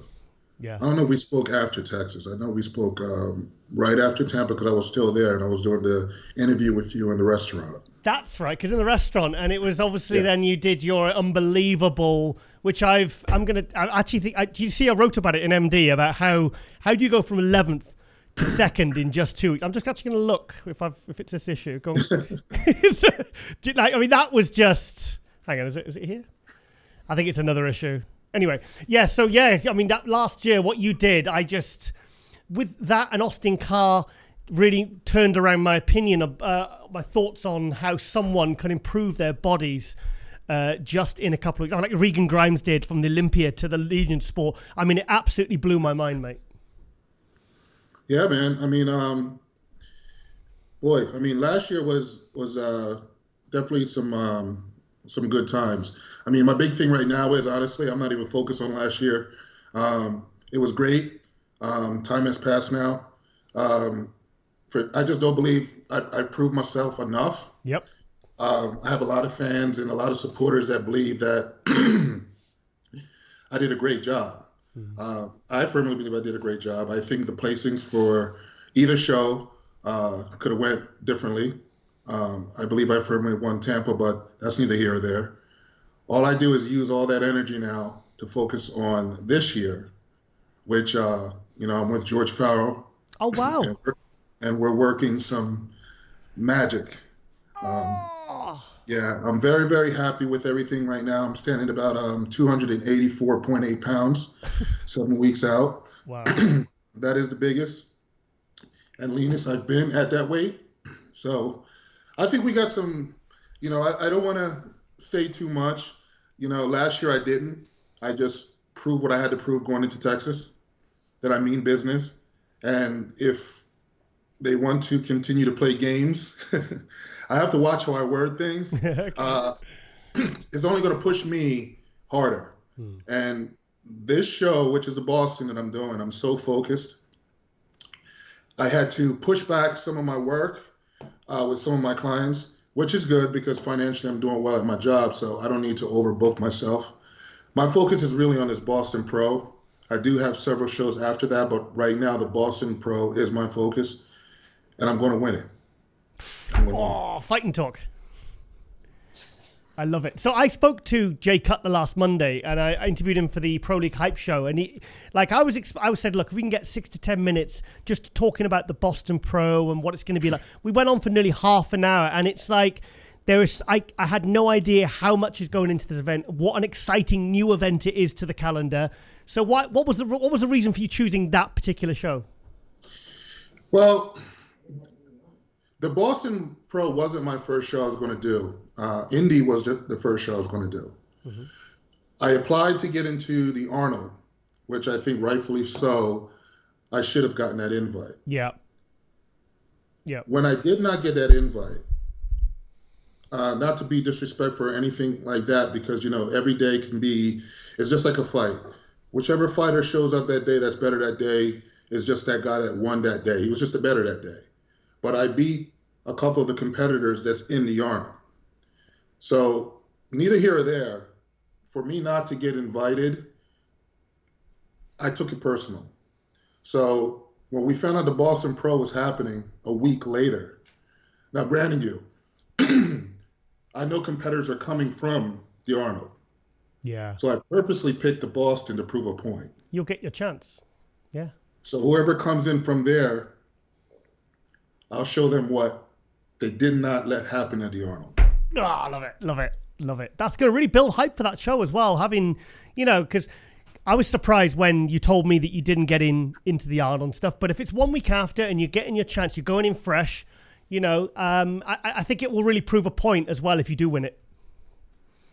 Yeah, we don't work on if. Yeah. Yeah. You know what I mean? I know what I'm capable of doing. I know the physique that I carry. Mm-hmm. I know the genetics the God-given genetics that I have. I know what I brought last year. Oh, yeah. We definitely made improvements this year. Yeah. And I'm going to come in bigger with the better conditioning and some improvements. So if that's not good enough, I don't know what more is. But what we're bringing in Boston is going to be something insane. I believe you, because I didn't know you were working with George Farah. So how did that whole George Farah working with come about? Tell us. Well, me and George, we've been in communications for several years, since 2017 when I did the Tampa Pro. Okay. We sat down together and we had lunch, and he always told me he will be there for me if I ever needed help. He said that he said, between you and Dexter, with your age, I don't understand how you guys can just pull off what you pull off with your physiques at your age. And it just took off from there. I just never pursued it. I just wasn't in a financial situation to be able to afford George at the time. So being with HD and then had to transfer over with Phil Viz was a great thing. The issue was, after those shows, me and Phil was no longer on the same page. I'm 47 years old. I'm going to turn 48 in June. Okay, I think I could do this until I'm about 50, God willing. Mm-hmm. And as long as my body continued to produce, which it is, and continue to grow at my age, it's crazy. I mean, I'm shocking myself right now that I continue to improve at my age and continue to grow. And I'm getting messages about that, like, how is that possible, or do I find it difficult to do what I do? Yep. Yeah, as you get older, things do get much harder. So you got to train smarter. So my philosophy is training smarter and not harder. All those young guys could train hard and push all the crazy weight they want. But I think that once you get in tune with your body and train very smart and know what works for you and the necessary things you need to tweak to grow, it's possible to do anything at any age. So my thing was, going into the 2022 year, coming off of the 2021, we had to strike right away. So once I got healthy, my game plan to Phil was, let's get this ball started. I can't waste time. I don't have time. Time is not on my side to waste. We weren't on the same page. So I had to make a executive decision to move on. That's when I sat down with George for about an hour. Me and Patty, we had a good conversation, and he actually touched me so much, man, I actually started crying, because he believes in me and he believes that I belong on that Olympia stage. And he says we will get on that Olympia stage. And I feel so comfortable right now. I've never been so much comfortable with any coach I've ever had. Everything he's doing is compatible to my age. And the way he's doing it, my body is just growing and changing by the week. And I'm just blessed. I'm blessed to have him in my corner. I mean, look at him. How many Olympians he has brought to the Olympia. Yep. He's been there himself. And I mean, look what he did with Dexter Jackson all the way to the end of his career. So bringing people in condition and in shape with some muscle, I'm very confident. And that's why I'm really excited. And my job is to stay focused. And I'm so mentally focused right now. And, it does take an impact on my family because I don't talk much. I don't really play much with the grandkids. I am just so focused. Something got me where it's tunnel vision, and I only see great things that could happen this year. And I have to stay this way and stay driven, because I just see some big things happen this year. And I'm gonna run the gauntlet. I'm gonna push a few shows. Regardless if I win one, I'm still pushing on to another one. I think that there's a point in every athlete's career when they know that they have to really level up and strike. Like go in the fast lane and say, right, right now, this is my time where like you said, I don't want to waste time. I just want to, put my pedal to the metal, and I really just want to go for it. Sorry, say again? You're good. Sorry. I said you froze for a second. I know you froze as well, so I just carried on talking. So, but no, there comes a time when it's like, when you've got, okay, this is my window of opportunity to really, really sort of really nail it now, and really just kind of go for it to see what I'm made of, really. Yeah, definitely. And you gotta look at it too, guys. I have a business. I have a career. I'm doing this because I love it. Because if I didn't love it, I'm not going to do it. I do it because I love it. I love to train in the gym. I love to be focused. I love to be pushed. I have that dedication and that grind and that fire in me. And this year, for me, it's going to be like a Rocky story. I know a lot of people want me to come and train with them and do this and do that. But you know what? What made me a winner is staying in my one little dungeon and stay away from all the noise, all the people that's going to say, oh, Phil, you look great. Oh, Phil, you're going to do this. I don't need that. I always believe I'm not good enough. And as long as I believe I'm not good enough, I'm going to continue to push myself for success. So some of the big things is a lot of these, big name bodybuilders that's doing really great and young. You have your fans, you have everybody saying what a wonderful person you are and all that. Honestly, the fans I have may not be 150,000 followers, but they're genuine. Yeah. The stuff that I get in messages and the motivation I get through Instagram, they're genuine. I'd rather have 10,000 genuine fans more than 150,000. You get what I'm saying? So my thing is, I want to prove to myself and to bodybuilding that bodybuilding, it should not be, and I hate to say it shouldn't be how many Instagram followers you have to push someone forward for success. So I'm going to bring what I believe I can bring, and I'm going to show everyone. They thought last year was a shocker. It was. Yeah, it was. I don't even know what words they're going to have for this year. But I know that as long as I continue to bring my best, it's one foot in front of the other every day.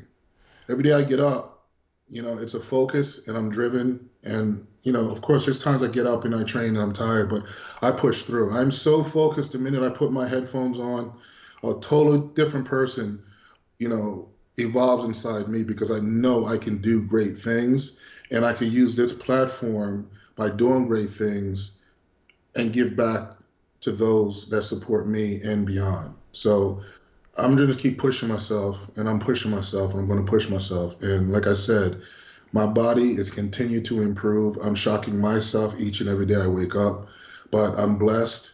And, you know, I just think this is my time. And when it's your time, nobody can deny you after that. Going back to what you said before, I think people would be surprised at how small the circle was of Dorian Yates and Ronnie Coleman. You know, like you say, I mean, these obviously, they were around kind of pre-social media, but they were ones that really kept themselves out of the limelight, training in their dungeon, you know, and that's an approach that absolutely, it had to, that's why they were successful, because they kind of disconnected from all the, you know, the worth of how many followers or whatever fans they have. So that was something that worked for them, and it's clearly working for you. Yeah, I mean, you know, a lot of people, I tell people, you know, because I work in a small family gym, work out, and I work there. Yeah. And so many people come up to me, they're like, and I was just telling Quentin this, because Quentin was up here 2 weeks ago. We went out to eat and everything, nice. me, him, his girlfriend, and Patty. And and I think the day after, he went up to go train with Nick Walker. But like I was telling Quentin, you know, I said, everybody said to me, like, how do you train in, you know, Anytime Fitness in his gym? Like, how do you put that type of muscle on here? Yeah. I said, well, if you look back in the 80s and the 70s, they only had squat racks, barbells, and dumbbells. Mm-hmm. You get what I'm saying? Mm-hmm. So my thing is, it's not the machines that make someone be great. Mm-hmm. If you can't be able to use what you have and be very creative with what you have to produce, then your mind is just not in the game. You get what I'm saying? So sometimes, you know, like, you know, past couple of weeks, I mean, Patty's doing a great job, and she always wants me to do videos and stay in tune with the Instagram followers. But you know what? Right now, I'm just so serious and focused that I apologize through this video with you to all of them, that once I get into a mindset of training, I don't need cameras to prove to people what I'm doing and how hard I'm training. I'm just better off closed circuit, shut off, and then it's like a Christmas present. Everybody's waiting for a gift to be unwrapped, right? Yeah. Yeah. Well, they're going to see a gift unwrapped at Boston. Oh, fantastic. I'm excited because, like I said, you're going to get that opportunity to go against those guys from the Arnold, and yeah, it's going to be good, mate. It's going to be really, really good. So, I mean, I know you're fully focused on that one show, but are you looking to do anything else afterwards, or any other, or is it literally that's just all in your sights right now? That is in my sights right now. But yes, I'm doing also the Indy. Good. And I'm definitely going to win Tampa. Nice. Tampa's my hometown. Yeah, I should have won it last year, but that's neither here or there. I just want to read the best of me. And everybody knows every show I get better. So if I come in crazy at Boston, I'm only going to come in nuts at Indy. I'm going to be ridiculous at Tampa. Yeah. So I just get better as the shows go on. So I started dieting. Actually, we started dieting, me and George. We started 15 weeks out because I need that extra time to not rush anything. And to tell you the truth, I've never sat at 35 minutes of cardio 7 days a week fasted with no coach and continue to drop slowly and tighten up. You know, George knows how to make things happen. You know, with Phil, I was doing 2 hours of cardio a day, 7 days a week. I don't think the really, really big guys like yourself, from what my experience of what I've noticed, I think when they do the high amounts of cardio, they do tend to lose muscle. Lose muscle. Yeah. I lost thickness in the back of my hamstring. It takes a toll on your legs. You know what I mean? But to just see that working food and let the muscles of your body do the work to burn the fat and tighten up. Yeah. I mean, this man hasn't been in the game for as long as he's been in. I mean, George Farah is the icons of icon. Kai Green, I mean, I could go on with names, man. The man knows what he's doing, and he knows how to preserve muscle. And he's done, like I said, to sit at 280 pounds, 7 weeks out. And we're dropping pretty much about 2.3, 3.2, something like that, about a week. That's perfect. For a guy your size, that's perfect if you want to retain all that size. So that's what I'm saying. What we're bringing is going to be conditioned with much more rounder muscle bellies and much more dense muscle. And that's what they want, and that's what they're going to get. Yeah. So I love the IFBB judges that pushes me, to continue to come back. So I know that Steve Weinberger is the promoter of the Boston. So that even made me more excited to do it because he's going to be there. Yeah. And you've proven that you can get really, really dry, bone-dry conditioning. I mean, like, I'm just visualizing how you in the call-outs, with Ian Valliere and Steve Kuclo in Texas. And, I mean, I zoomed right in those photos. I mean, your skin, for a guy at like 270, your skin was transparent. Yeah. Crazy. Yeah. Detailing your legs, everything. So you're big, but you're conditioned. You got the detail of a lightweight. Some of these like these little 70-kilo guys, but you're like 270. It's crazy. Yeah, I'm real excited. Like I said, really excited, really focused. And you don't know also, guys, how much, MD, you guys mean to me with the support, man. You've been supporting me. MD, you guys, man, it's crazy. And, Ron Harris, and there's another one. He just did a little video of me. What is his name? AJ. Yep. He did a piece on me about 2 weeks ago, and he was disappointed when he found out they didn't let me into Arnold. Yeah. And then he did a piece about that for people to vote, and a lot of people voted that I should have been in. Did they? So, good. No, of course they would. Of course, why wouldn't they? I love the support from you guys, because you guys been riding with me from the very beginning. And I told my wife, I said, I win these shows and show up in Olympia. It's going to be so many new faces want to come and talk to me, right? Yep. But I'm very particular, and I don't want anybody to think that I'm an ass or anything. But I stick with the people that rides with me, and I don't want nobody jumping on bandwagons just because. I'm old school. You know what I'm saying? And I just like people that supports me and people that are loyal. Loyalty is very key to me. So any new faces want to come on after this, it's not going to happen. I think you're the sort of person that welcomes opportunities to gain meaningful connections with new people, new fans. That's the impression. That's the impression I get. Yes. And if you notice with me, I mean, even at the Tampa, after the Tampa and after Texas, I always communicate with the fans. Yeah. I'm never too important. I always get down there, I talk with people, I take pictures. I don't slide through back doors or do what a lot of the other pros do that don't want to get acclimated with their fans. Without fans and without people that love you and your surroundings that you have, you're not going to be successful.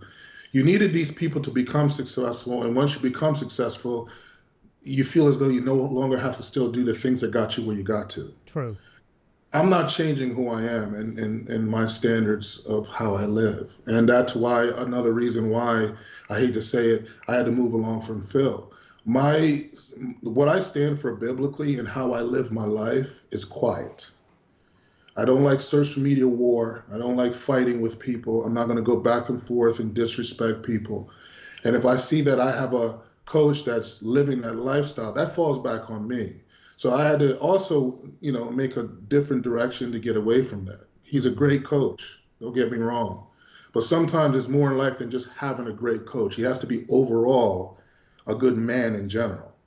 So I would rather be with someone that's a good coach and has great rapport and conduct themselves with principle before I deal with anybody, regardless of how good they coach, to go in a different direction with my life. So how I align my life is how I try to align everything around me. And it's positivity, and it's just all about positivity and staying focused and just being good to people. And that's just what I do. Well, by the sounds of it, with George, you've really clicked with George, and it sounds like you've got very similar values, and yes. I think that's. I remember speaking to years ago. I hooked up Neil Hill with Zach Khan when he just got his pro card, and Neil said, "I said, look, would you work with Zach?" I said, "He really needs to get his condition right." And Neil said, "Look, Giles," he said, "I need to speak to him first." He says, "Because if we don't have, like you said, if we can't be friends or click or have the same values, or," he said, if we don't get on, he said, there's nothing I can do for him that another coach couldn't, That's so 100%. Yeah, so you and George clearly have a mutual respect and also, like, it sounds like a real solid friendship there. Oh, definitely. Like I said, we've been in cahoots for a while. When I did well in Tampa, he reached out to me. Yeah. Texas, he reached out to me, amongst of other icon pros that reach out to me to tell me how great I am, and God bless it. So even Shawn Rhoden, when he reached out to me, and then I spoke to him, and that really hurt me because I met him at the Olympia, and we spoke, and I was telling him that we have grandkids we're taking care of, and I'm trying to get down there to train with him. But when I got the news, not even a week later, it really took an impact. It's different when you don't know somebody, even though it's sad. But when you physically meet somebody and see how genuine they are, and we're both from Jamaica, and this guy's always took time to talk to anyone. So that's another thing too. When I spoke to George, I said, George, I'm doing this not just for myself and my family, but I'm bringing in a package, and I'm doing this for him. Shawn Rhoden. I'm coming in and I'm going to represent him in the best way I possibly can. Amen. And that's what I did. I said, this year is dedicated to Shawn Rhoden, and that's just my main focus. It still doesn't feel real for me. It's still one that I've struggled to really kind of, I said this on last week's show. I said, that's the one I still can't get my head around. It just still feels surreal to me. Bless it. It's, Giles, it is, but you got to look at the picture too. Even like I was just having a discussion with some of my athletes the other day after they did their check-ins. Because I'm more than a coach to my athletes. We're really, really friends, and some of them are young. I'm like a second dad to them. Yeah. So when we got done, our check-ins, I said to them, I said, listen, if anything is going on with any of you guys, never hesitate to reach out to me, because we don't understand what's going on and what demons people are battling in their head and outside of bodybuilding. You get what I'm saying? And some of us as bodybuilders become very stubborn and think that we're not human, because we build this physique that looks like an animated, character that we're built of stone. But at the end of the day, we're not. So we have to either, things going wrong, talk to someone, or just do what we need to do. I do our checkups with me. Blood work is done every 4 to every 6 weeks. Good. With me. I just got a sonogram. What was it? Sonogram? Yeah. For my stomach, check my liver, make sure there's no enlargements, all that. And then I think this week I go see a oncologist. You want a cardiologist? Cardiologist. I'm not big with these words. I'm going to cardiologist for my to get my heart check. So these are just the things. Not only I was already doing prior to all this craziness going on, but you just got to stay up on yourself. And that's another thing with George, man. Your blood work ain't straight. You ain't competing. That's just how he is. I know that's true for a fact, because I remember when Kai Green wanted to work with him, and it was for the 2011. It was after the 2010 Olympia. And he said, and George said, look, he says, Kai, he says, your blood work's not good at the moment. He says, and I'm not going to let you start prepping until it is. And I think it was till about 8 weeks before he won the New York Pro in 2011 that Kai got his blood work, and he said, right, okay, now you can start prepping properly. 8 weeks before the New York Pro, which he won. Because he said, no, he says, look, if you're not healthy, he says, I don't want to work with you. He says, because your body won't play ball the way I want it to. And he says, and I love that. I love that I think it's more, we need more from that from coaches. Off of how your body functions. It's like a car. I mean, if you don't get the tune-ups, you don't get the oil changes, you don't keep the maintenance going, it's just not going to run on all cylinders, right? Yeah. So, and that's another thing too. You got to have a coach that really, really, really, really not just care about winning Olympians and care about winning shows. He has to care about life after bodybuilding, that you're going to be able to be there with your family after bodybuilding is over. And that's the scary part right now with bodybuilding. Everybody's chasing everything really fast. Everybody wants to grow fast, and everybody wants to win now. And a lot of these guys are young and they got plenty of time. My mom always told me, old brooms sweep corners where new brooms can't.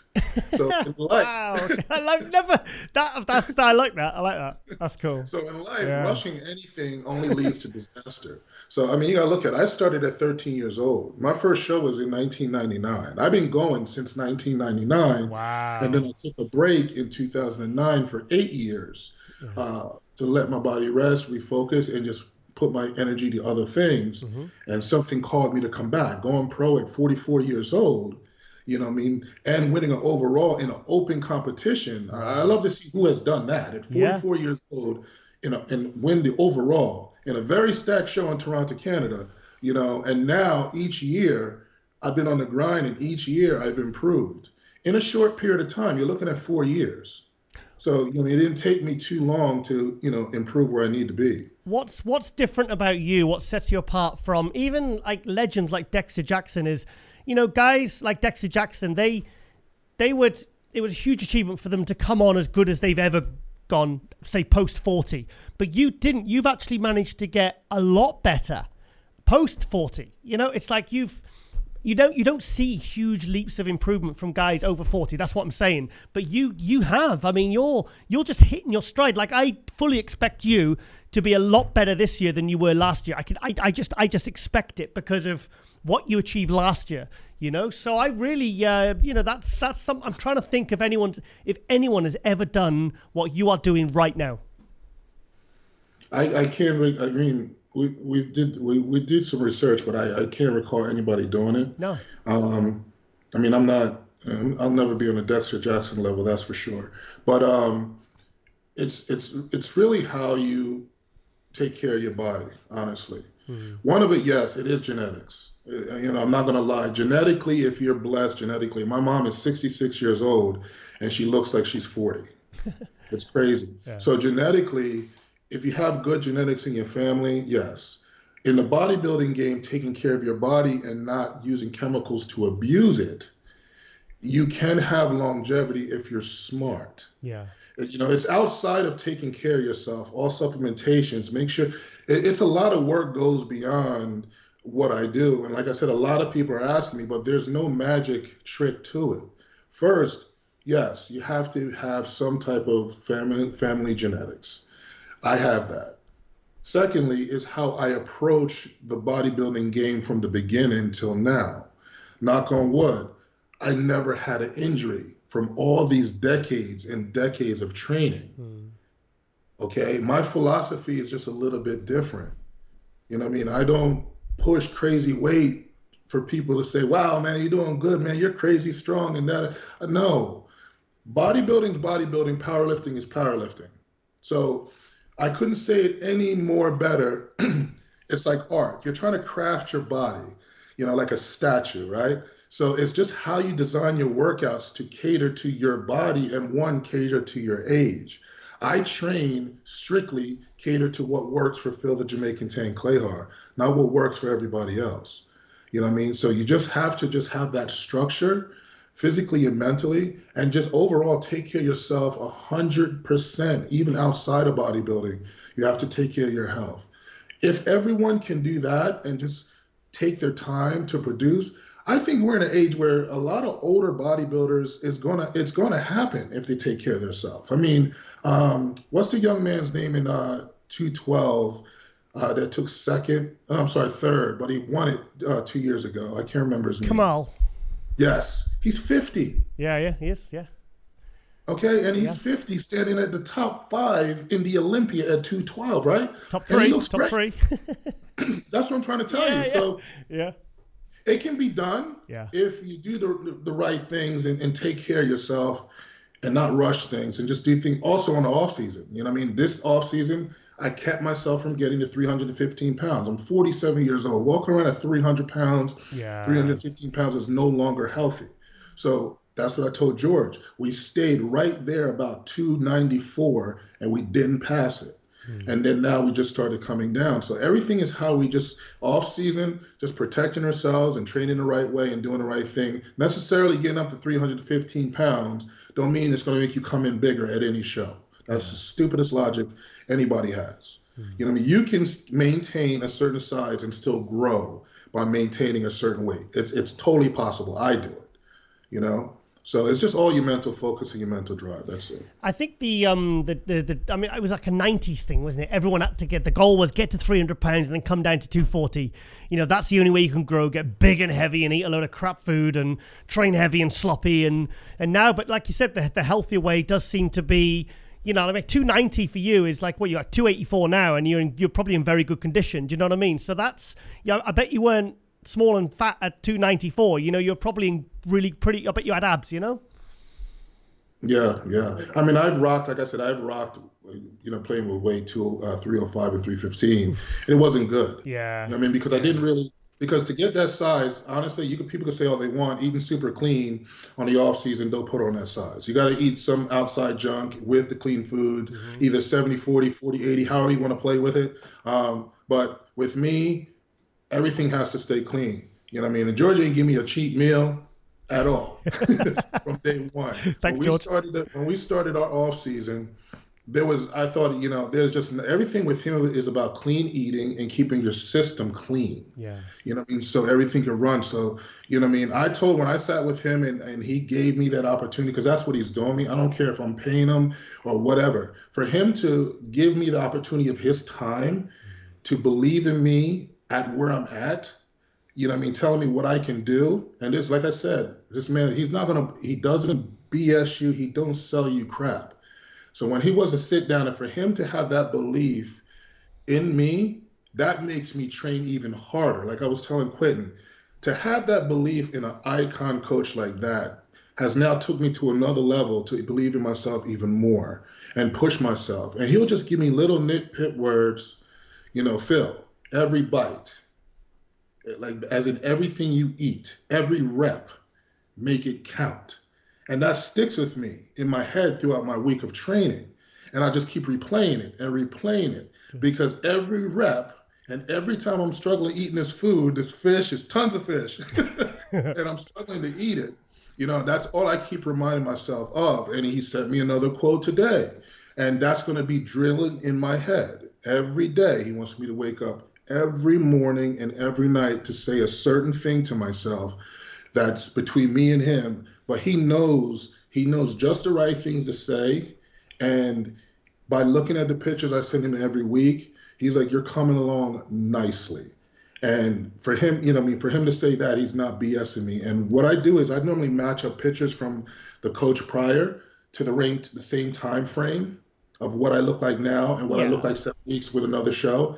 And we're bigger and we're tighter and we're leaner. There you You go. get what I'm saying? Yeah. So I like the slow progression. I love it because it's giving my body time to adapt and actually grow as we go into the show, where I'm not feeling so beat up and so drained from so much cardio and all this nonsense. So I'm extremely blessed and extremely happy, guys. And like I said, man, I'm not going to disappoint. I'm not going to disappoint. So just be ready for a show.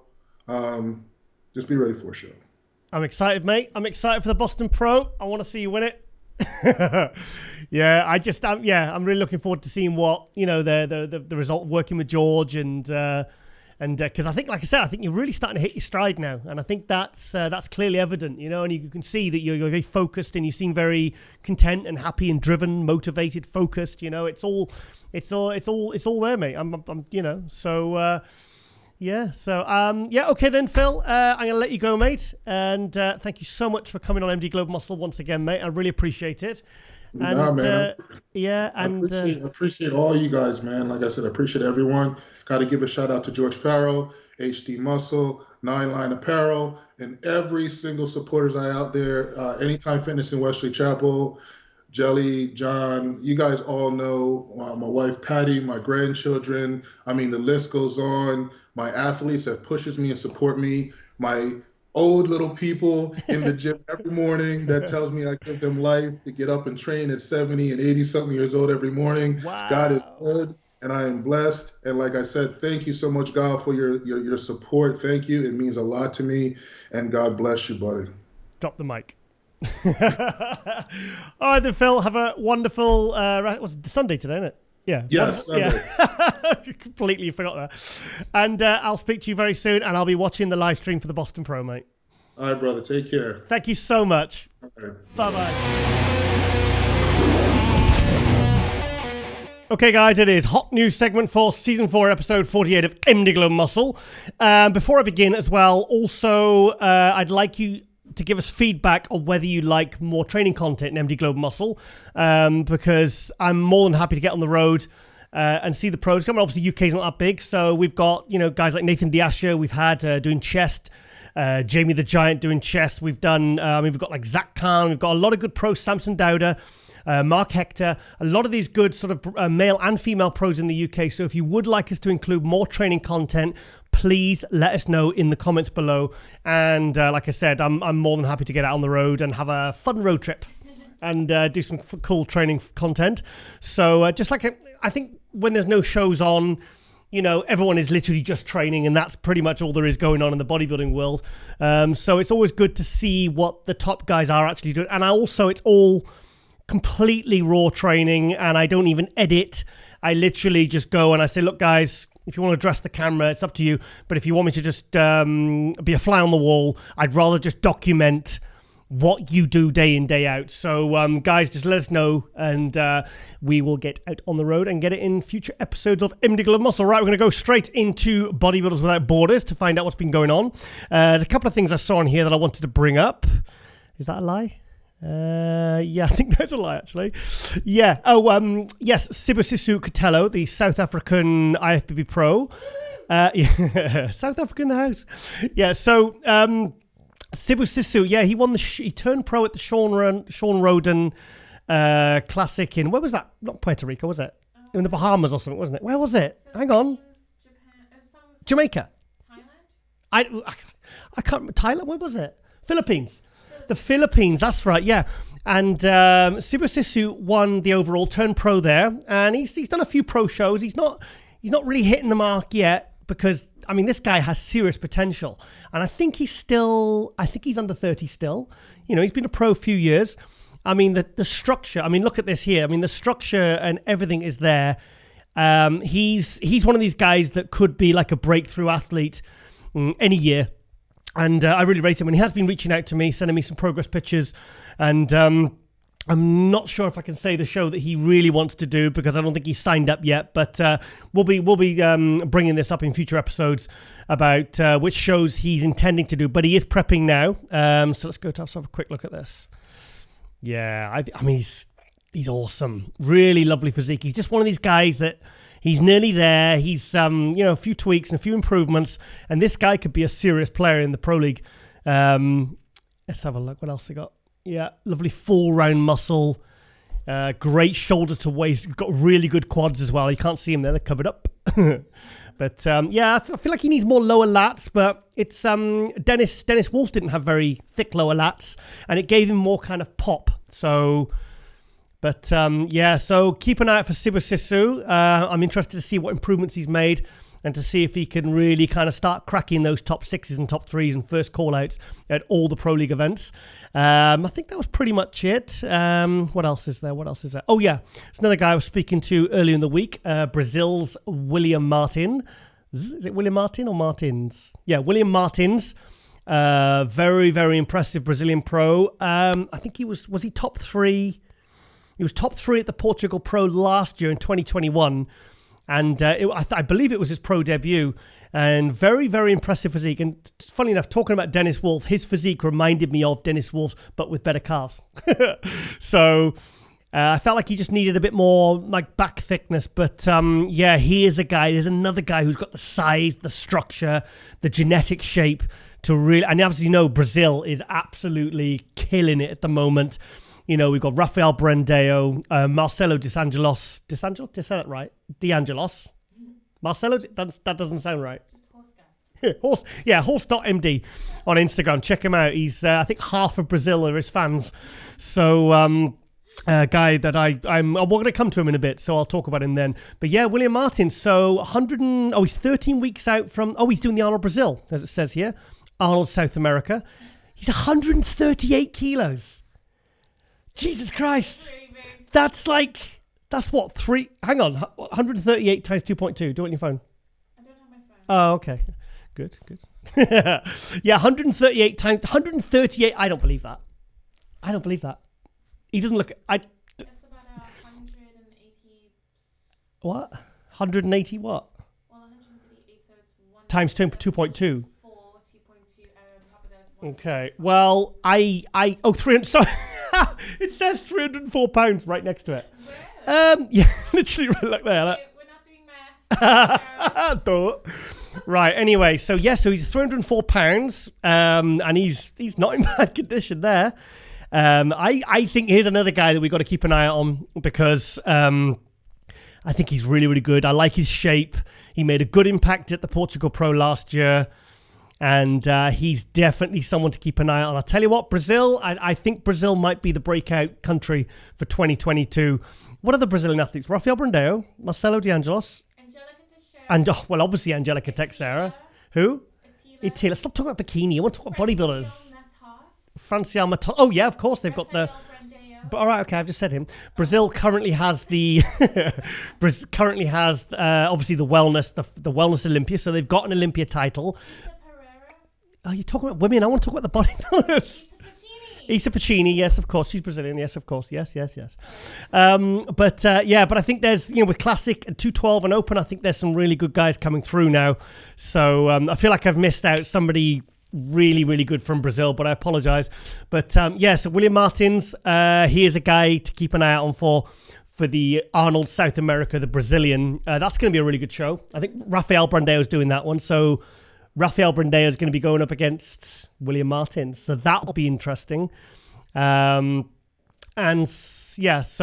think, obviously it's very, very soon after the Arnold Classic, only a few weeks afterwards, so it will be, and it's the first Arnold Brazil for 2 or 3 years, isn't it? I think I've got that cookie guy. Oh, Juan Morel. I felt like he was the one that won it last. Is it 2019? I don't know. These things pop into my head. But anyway, so it's great to see the Arnold Classic Brazil back in, back on the calendar. And expect that to be a very, very good lineup. So keep an eye out for William Martins. Quickly, I want to go to Lord Jones because Lord Jones, he was 5th in the 2020 Olympia. Was he 6th or 7th in the 2021? But here's a guy... very, very, very top 5 Olympia in the Classic, and he made the decision to switch to Open. And already you can see his body was absolutely screaming to grow because he looks already within a few months. The Olympia was only a few months ago. He already looks like he's got the size to do well as an Open. That is phenomenal. My God, he's huge. I tell you, it's good though because I'm guessing he really struggled. If he's this big now, I'm guessing he really struggled to make Classic because it must have been a tough decision when you're top 5 Olympia and you're one of the top Classic guys in the world to then make the decision to go up into the Open. If he wasn't this size now, you'd think maybe it might take him at least 2 years to kind of put on enough size to do damage. It's like if even Chris Bumstead switched to Open, I'm guessing it would take probably a couple of years before he had the size to even make an impact as an Open. And there's a guy that is the number 1 Classic guy in the world. He's Olympia champion. So, so Lord Jones, Brian Jones, God, he looks... that's like, if you squint, that's Lee Haney-esque. I'd love to see him next to Quinton Area. Tall, wide, big structure. He is another exciting new addition to the Open. And the thing is, at the Olympia last year, he looked a bit watery and a little bit flat. And I think sometimes when they have to really, say if they're way over their weight limit and they have to really crash down to get into the Classic because they are so far over the limit, sometimes they don't look better, they actually look worse. So I expect jaws to drop when Brian Jones hits the Open. He's taking a year off, so he's going to be coming back in 2023. So I'm very excited to see that. Like I said, it's always a bit of a gamble when these athletes decide to switch classes, completely. Because he looks, like 30 pounds maybe. Sorry. Nice leg shape. Yeah, needs a bit more calves, but don't we all? Oh. Shape. Yeah. Look. Yeah, but the upper body is definitely overtaking the legs. If he can put more size on the legs, in this next year, come back in 2023. Here's a guy that could be winning Open shows. It's obviously from this photo, for me, it's clear that he was destined to go Open. So so Brian Jones, keep an eye out for him next year. So don't forget the name. I think we'll leave it on that one now. He's gone to Schleerkamp now. He was awesome. Saw him at the 2002 Mr. Olympia. My God, the crowd went berserk. So, right, okay, then, we'll leave it on that one. Okay, we're going to go to Alex Cambronero. Why does he call himself fellow? I didn't ask him. That's something I wished I'd asked him. because his Instagram is fellow_Cambronero. It's Cambronero, not Cambranero, which is a mistake I made when I was trying to search him. But Alex Cambronero, obviously from Miami, Florida, we just had in this episode, so you've obviously heard all his story and heard a bit of an update. The fact that he's not doing the Arnold Classic, he was down on the competitor list. I didn't actually know before I interviewed him, so I was interviewing him. You know, I got him on the assumption that he was doing the Arnold Classic, but we ended up having a really good talk, didn't we? He was a great guest, wasn't he? Plenty of opinions, plenty of thoughts, and I said the last time we spoke was backstage when he won the Arnold Classic in 2020. So that was the last time I was in America, actually. Lots of shoes. Oh, yeah, he's got a bit of a shoe fetish. He likes to buy lots of shoes. I'll tell you another guy who's like that is Ant Bales, British bodybuilder. He's actually got like a room closet, and it's full, like exactly like Alex Cambronero's. He's you know, like literally, I mean, it's exactly the same as that. So I think Rody Winkler's always going on about shoes, because I think he's sponsored by that Riderwear. Oh, yeah, but he's always posting about getting new shoes, and I think he just he loves them. And obviously we've got the red boots that the signature red boots of Kai Green that you always see. But anyway, back to Alex Cambronero. Yeah, so he's a 7 times pro champion, 2020 Arnold Classic physique Olympia champion. Sorry, what am I talking about? Arnold Classic champion, nothing to do with Olympia. And and then in 2021, because in 2020 he narrowly beat Terence Rough Diesel, and then in 2021 Rough Diesel basically turned the tables and narrowly beat him to win the 2021 Arnold Classic pro category. So I love Alex physique. I love the shoulder to waist. I love the Neil Hill type conditioning. It's really quality. It's a real quality physique. He's a great poser. And maybe let's have a look through his Instagram account while I'm talking about him. Right, let's have a look, see what he's up to. I mean, this is obviously old footage probably from last year. Is that his gym? Is that his? I'm guessing that's his gym, because he said he's got 2 gyms. You copying the... You ever done them like that? It's easier. Have you ever seen that? Have you ever used the side delt machines? Yeah. I do them, but I never get a feel in my side delts. You do it like this? Well, dumbbells, you've got to go a bit lighter and a bit more straighter armed, I think. Personally, I don't get anything out of doing that. I don't feel it in my traps, my front delts, my rear delts, nowhere. I literally obviously the weight is moving, so something's working, but something's actually activating to bring them up. But sometimes people like to go heavy. Why are we talking about side laterals? Anyway. Oh yeah, because he's doing them and you're copying him. Right, okay. Yeah, he's got a lovely physique, Alex Cambronero. He was, and it's funny because I forgot when we were speaking, as you've seen in this interview we did in this episode, I forgot that he was actually a really good 212 and won pro shows. But because he's so well established and he's won the Arnold Classic and he's won, a lot of classic shows, it's like I completely forgot that he was actually a pretty kick-ass 212. So, and he's been working with Neil now, coming on 4 years. They started working in 2018. And, oh, that's cool. Oh, I like that machine. I used to do dumbbell rear laterals like that. Because you know what? Up until I moved up north to Newcastle, a rear delt machine was like a rarity. It was like a real luxury. When I started training at the gym, when I worked for John Citrone, I walked in, I went, oh my God, you got a rear delt machine. He looked at me and just say, well, all gyms do. And I said, not in Wales, mate. Not in Wales. We use dumbbells. Freezing cold sheds. So yeah, yeah. So that machine looks nice. I wonder if it's an Arsenal. One of the old Flex Lewis brand. Yep, okay. Yeah, he's got a cracking physique. But I'm really excited to see what Alex comes back with this year. I mean, he is, he's one of the top 5 classic guys in the world. And, so what else? Oh, shit, I just touched something there. Oh, what have I done? Yeah. Sorry, I just accidentally tapped it. Right, let's have a look. Oh, this is the one where I said about look like a tattoo. The guy said it would look like a tattoo, the shadow look. Look at his waist. What did he say? He said off-season his waist is 30 inches. And he said, was it contest his waist is 23? Look at that. Thing is, if you're a classic and you ain't got a small waist, you're pretty much wasting your time. Wasting your time? You're wasting your time. Can you put in a drum beat, please? Sound effect. Look at you all happy with yourself because you've done a pun. Well, I've taught you well. Right, okay, let's have a look at one. I've looked at one more. Do you want to pick one? Obviously sponsored by Redcon as well. He said they look after him very well. Fly him out first class to the Arnold Classic. Like the one with the dog. I want to see the dog. I want to see a physique shot woman. Arnold Classic one. This was the Arnold Classic last year when he took second to Rough Diesel. Yeah, nice physique. Yeah, it's good physique. Whose photo is that? I don't know that. Mirandi. I don't know this. Right, okay. I'm going to look at one more, and then we will... Look at his back. His back's incredible. In fact, his radial bicep at the Arnold Classic was amazing. Yeah. I tell you what, can you imagine if the Classic class hadn't come to the pro ranks? Just imagine the physiques that wouldn't... obviously we wouldn't have seen them, but... Well, then again, he would have just gone 212. He would have stayed 212. So, I wonder if he struggled to make 212.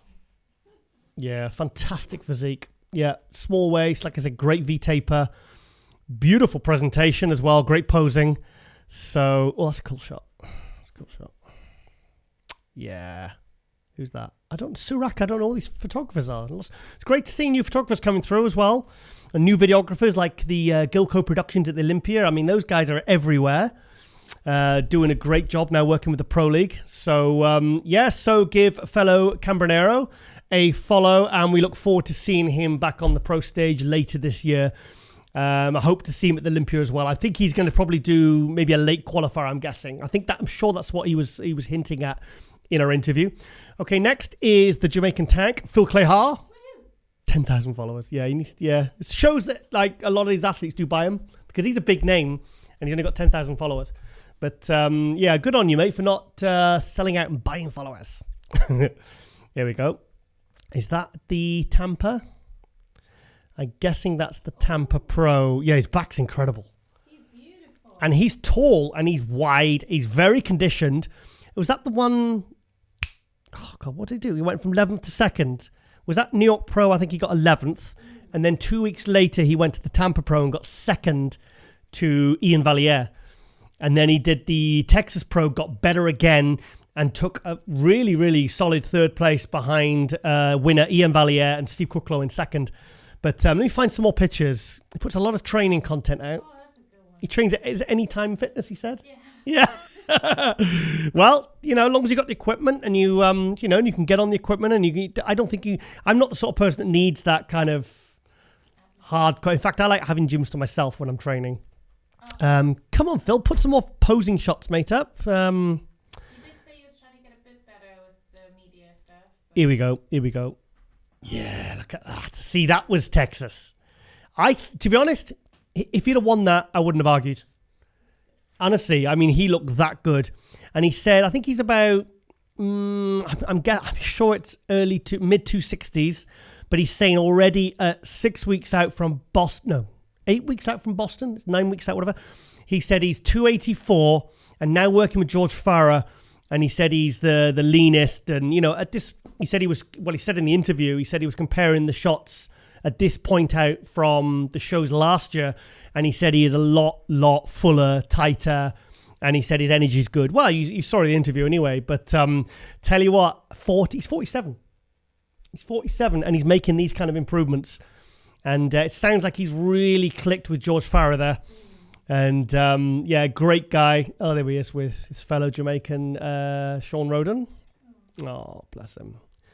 Yeah, I think the Jamaican bodybuilders seem to be very, very close. They're very.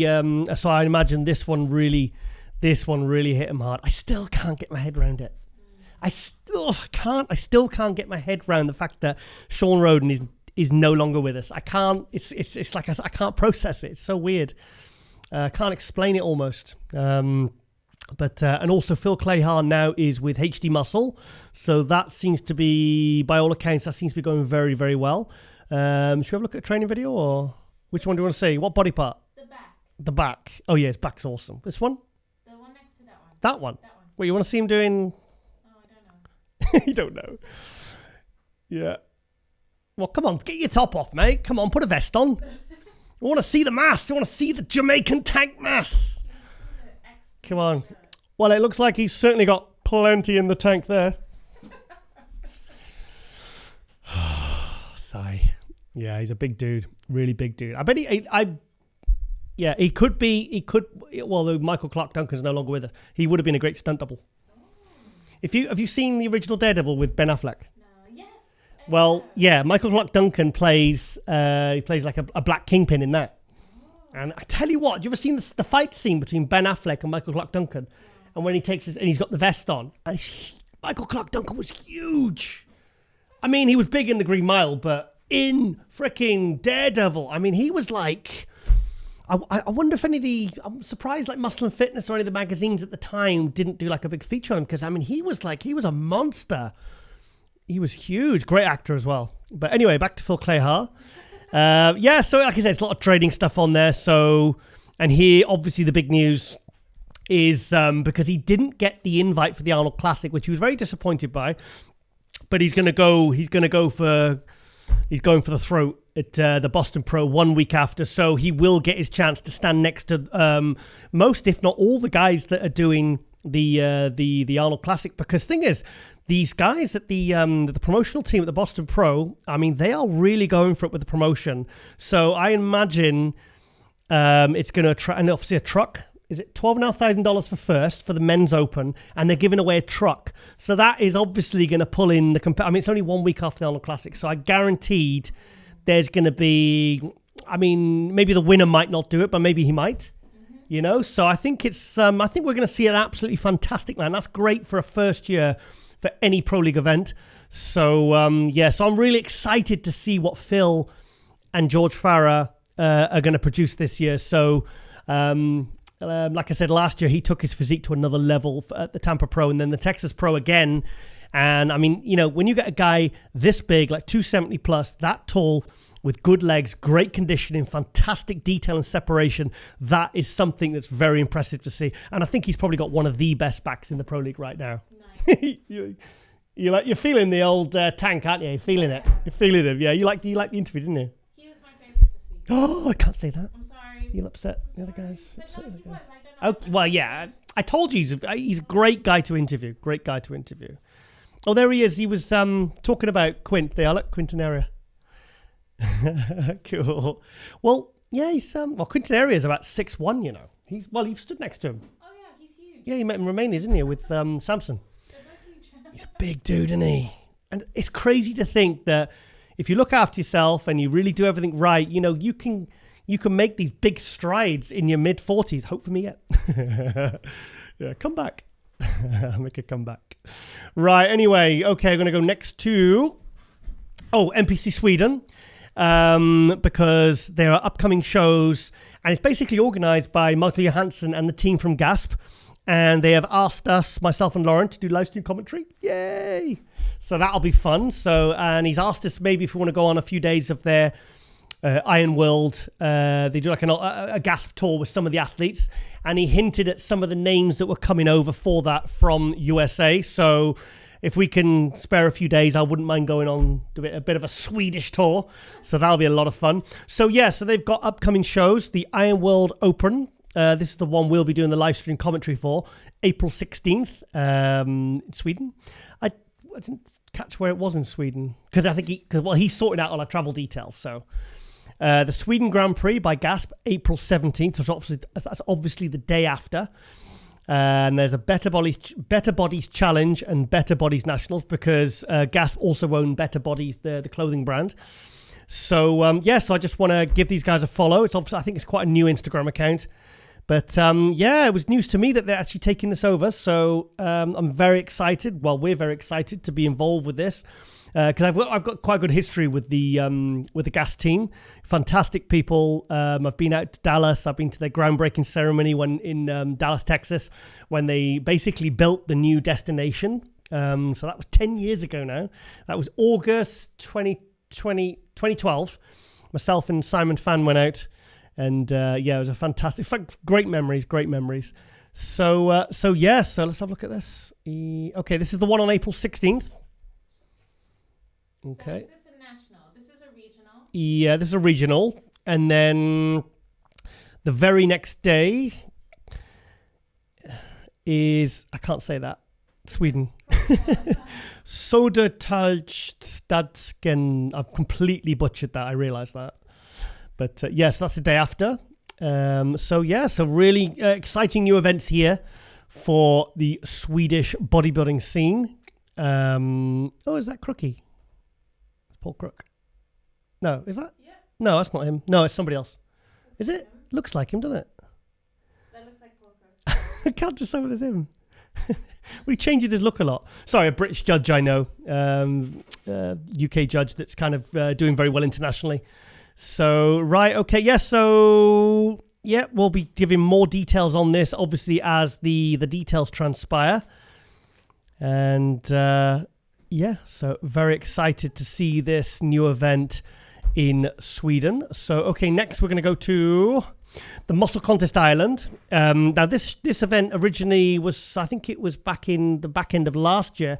Then they moved it to May the 13th to 15th in Ireland. It was supposed to be in December. Yeah, that's right. The 4th of December 2021.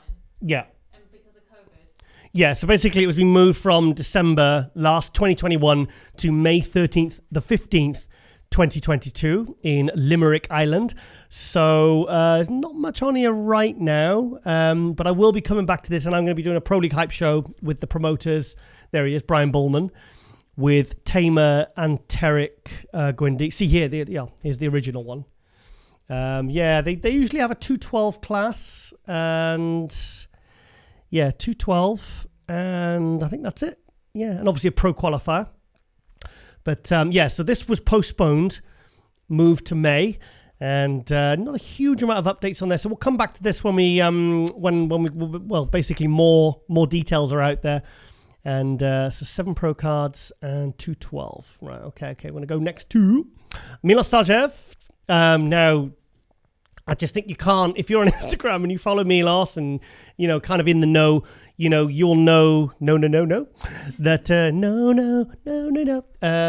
that, my God, he's got 692,000 followers. Wow. And he does put out good content, man, on his Instagram. I mean, is that an alarm going off? That's our alarm. Oh, ignore it.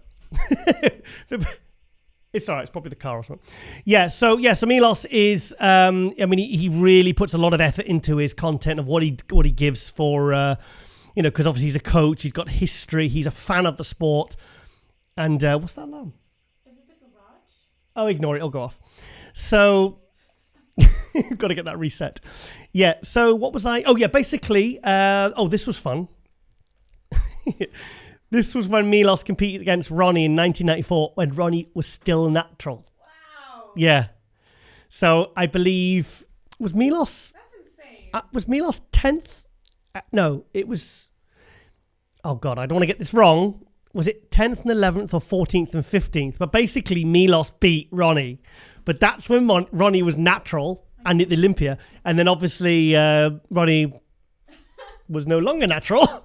And then, he's about 230, 240 there. And of course, he went up to like 300 pounds. If you look 2003, 2004 Olympias, Ronnie just took the whole idea of what the human body could do. He took it to a level that was just not even, it's not even believable really, unless you saw it in the flesh, So that's a fun picture there. So yeah, basically, what Milos and Regan Grimes are doing together, I think a lot of people are underestimating what Regan Grimes can achieve. If you saw what Milos and Regan did from the 2 weeks between the Olympia and the Legion Sport, where Regan was, I think it was 14th, was it 14th or 15th? And then jumped to second place at the Legion Sport behind Sean Clarida. But it was the difference in his physique. He looked, it was just unbelievable what these guys achieved in 2 weeks. Almost as much as what Phil Clahar did between New York Pro and Tampa Pro last year. But there was a cool, what's it called? Compilation video that was on, I thought it was on, alarm's going off again. Where was it? Oh, it's obviously not on Milos's page, but it keeps going on and off, doesn't it? It's really annoying. Right, okay. So basically, I think what I'm saying is, with the Arnold Classic coming up, I think a lot of people are talking about certain names, and I think I think they're not going to see Regan coming. And I think Regan's a guy that if he really, really has improved, there's a guy that, you know, especially in the Arnold Classic, the second biggest pro bodybuilding show in the world, there's a guy that could really, really level up and really take out some big names. So I'm sure he's enjoying being under the radar right now, even though Milos is really promoting him heavily. But I think Regan's going to be one of the guys that really, really surprises at the Arnold Classic in Columbus, Ohio. Okay, next we're going to go to Marcelo D'Angelos. How did I say it? Marcelo. Des Angelos or something. But Horse MD, yeah. I'm seeing a lot of posts by Marcelo, and I'm really hoping he goes classic in 2022. That's the reason I brought this account up. I hope to God he goes classic this year, wins a pro show, gets to Olympia, because I want to see him next to Chris Bumstead. I want to see how he stacks up, because I know you never know until someone stood next to someone. They can look great by themselves or in weaker lineups than, say, the Olympia, but like an amateur lineup, even against bodybuilders where he turned pro as a super heavyweight at the Muscle Contest Brazil. But I think he said he's 2 kilos over the classic limit for how he was on stage at the Muscle Contest Brazil. But 2 kilos is nothing for a guy this size. I mean, it's he'll just look more refined and look even better. I don't think he'll lose any fullness. But this guy's physique is absolutely insane. His lines are crazy. Yeah, look at this. I just think, I mean, that front double bicep, I mean, look at his quads there. Imagine 2 kilos off that next to Chris Bumstead. He ain't getting blown away, is he? Do you think he could beat him? Don't know. I have to see what he looks like in classic. Yeah, I mean, he might look. I mean, you don't know, because he might get exposed next to someone like Chris Bumstead. You know. I think we need to see him compete in classic. And he needs to actually just take the plunge. Yeah, I think he does. I think for me personally, I think it would be a mistake for him to go open right now. I think open, because he's only 27, 28, 27. I'm sure he said he was 27 because we had him on a few episodes ago. But I think the hype is real with this guy. No, I do. I really do. I mean, that is what basically classic. That's what they wanted. I mean, he is the poster boy, really. If you actually, when classic class was kind of discussed and about coming to the pro league, I mean, they would have picked this guy out of 100 physiques and said, look, this is the kind of physiques we want to win. And I mean, look at that. It's like a work of art. So, I mean, he said he's never even done an off season. So I hope he doesn't do an off season, because I don't want him to get too big, because I don't want him to get to the point where he can't pull it down to classic. So anyway, yeah, so I just wanted to bring that up, and fingers crossed he goes classic this year, because I think he could be the breakout, the breakout superstar for classic this year. I mean, this is a guy that could be first call out Olympia classic. So, okay, next we're going to go to Max the Destroyer, who we had on this episode. 3-time Olympian. I'm sure he's done more than 3 Olympias. I've seen him I'm sure he's done more than 3 Olympias. So, he won the Romania in 2018. I forgot about that. 2015 Tampa. I saw him at the 2017 Tampa when he got narrowly beaten by Josh Lenartowicz. And that was a flip of a coin. I actually had Max winning that after the prejudging. But, I wanted to show Max some love, because, he had a fantastic... he got 8th at the 2020 Arnold Classic. But, I mean, his conditioning and what he brought was quite shocking. He looked absolutely sensational. But obviously the big news is, which I wasn't aware of until I spoke to him in this episode, that he's now working with Dennis Wolf. So, I like Dennis Wolf. So I'm really, really excited and very, very interested to see what that alliance brings. So it'll be interesting to see if Max can kind of regain some of the momentum. I think he kind of lost last year, because I think he said in the interview he did a lot of shows, and then his body, his placings just kind of slipped, because maybe he should have just shut it down and regroup. But like he said, you always know afterwards, hindsight and all that. So I saw this post earlier. Don't be asking me why my glutes are extra black.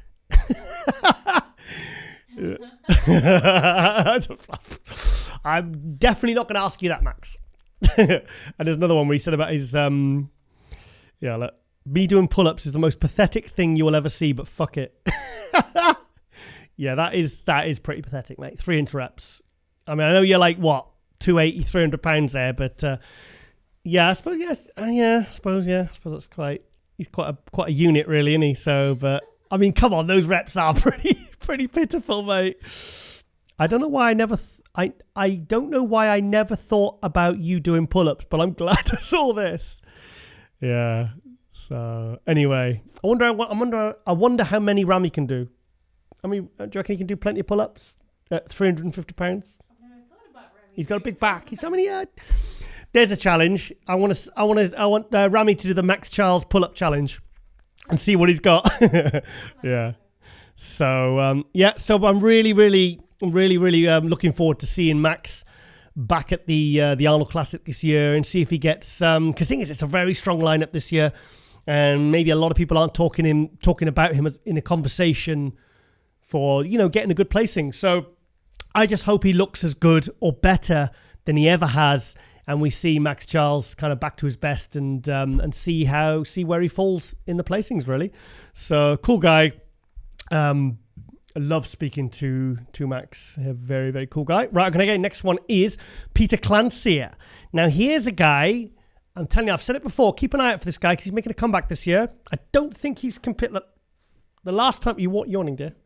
No. Oh, the last time I saw Peter Clancie compete in the flesh was, I was at the 2017 Arnold Europe. That's the one that Big Ramy won. William Bonac was second. Shawn Rhoden was third.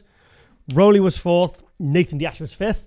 And this guy was 7th place. Now, when you say 7th place in the Arnold Europe, you're thinking, oh, that's okay. But, look at the names I've just reeled off. I mean, there's what, two Olympia champions, whatever. So, basically an incredible lineup, basically. And this guy really, really impressed me. And I think he's yet to really hit his stride. But he's now with Mauro Sassi from Team Stones. And as you can see, he's growing and looking to make a comeback. But I mean, here's a guy, I think he's so underrated. I mean, he's huge and he's got a really good structure, really good shape, gets fantastic condition.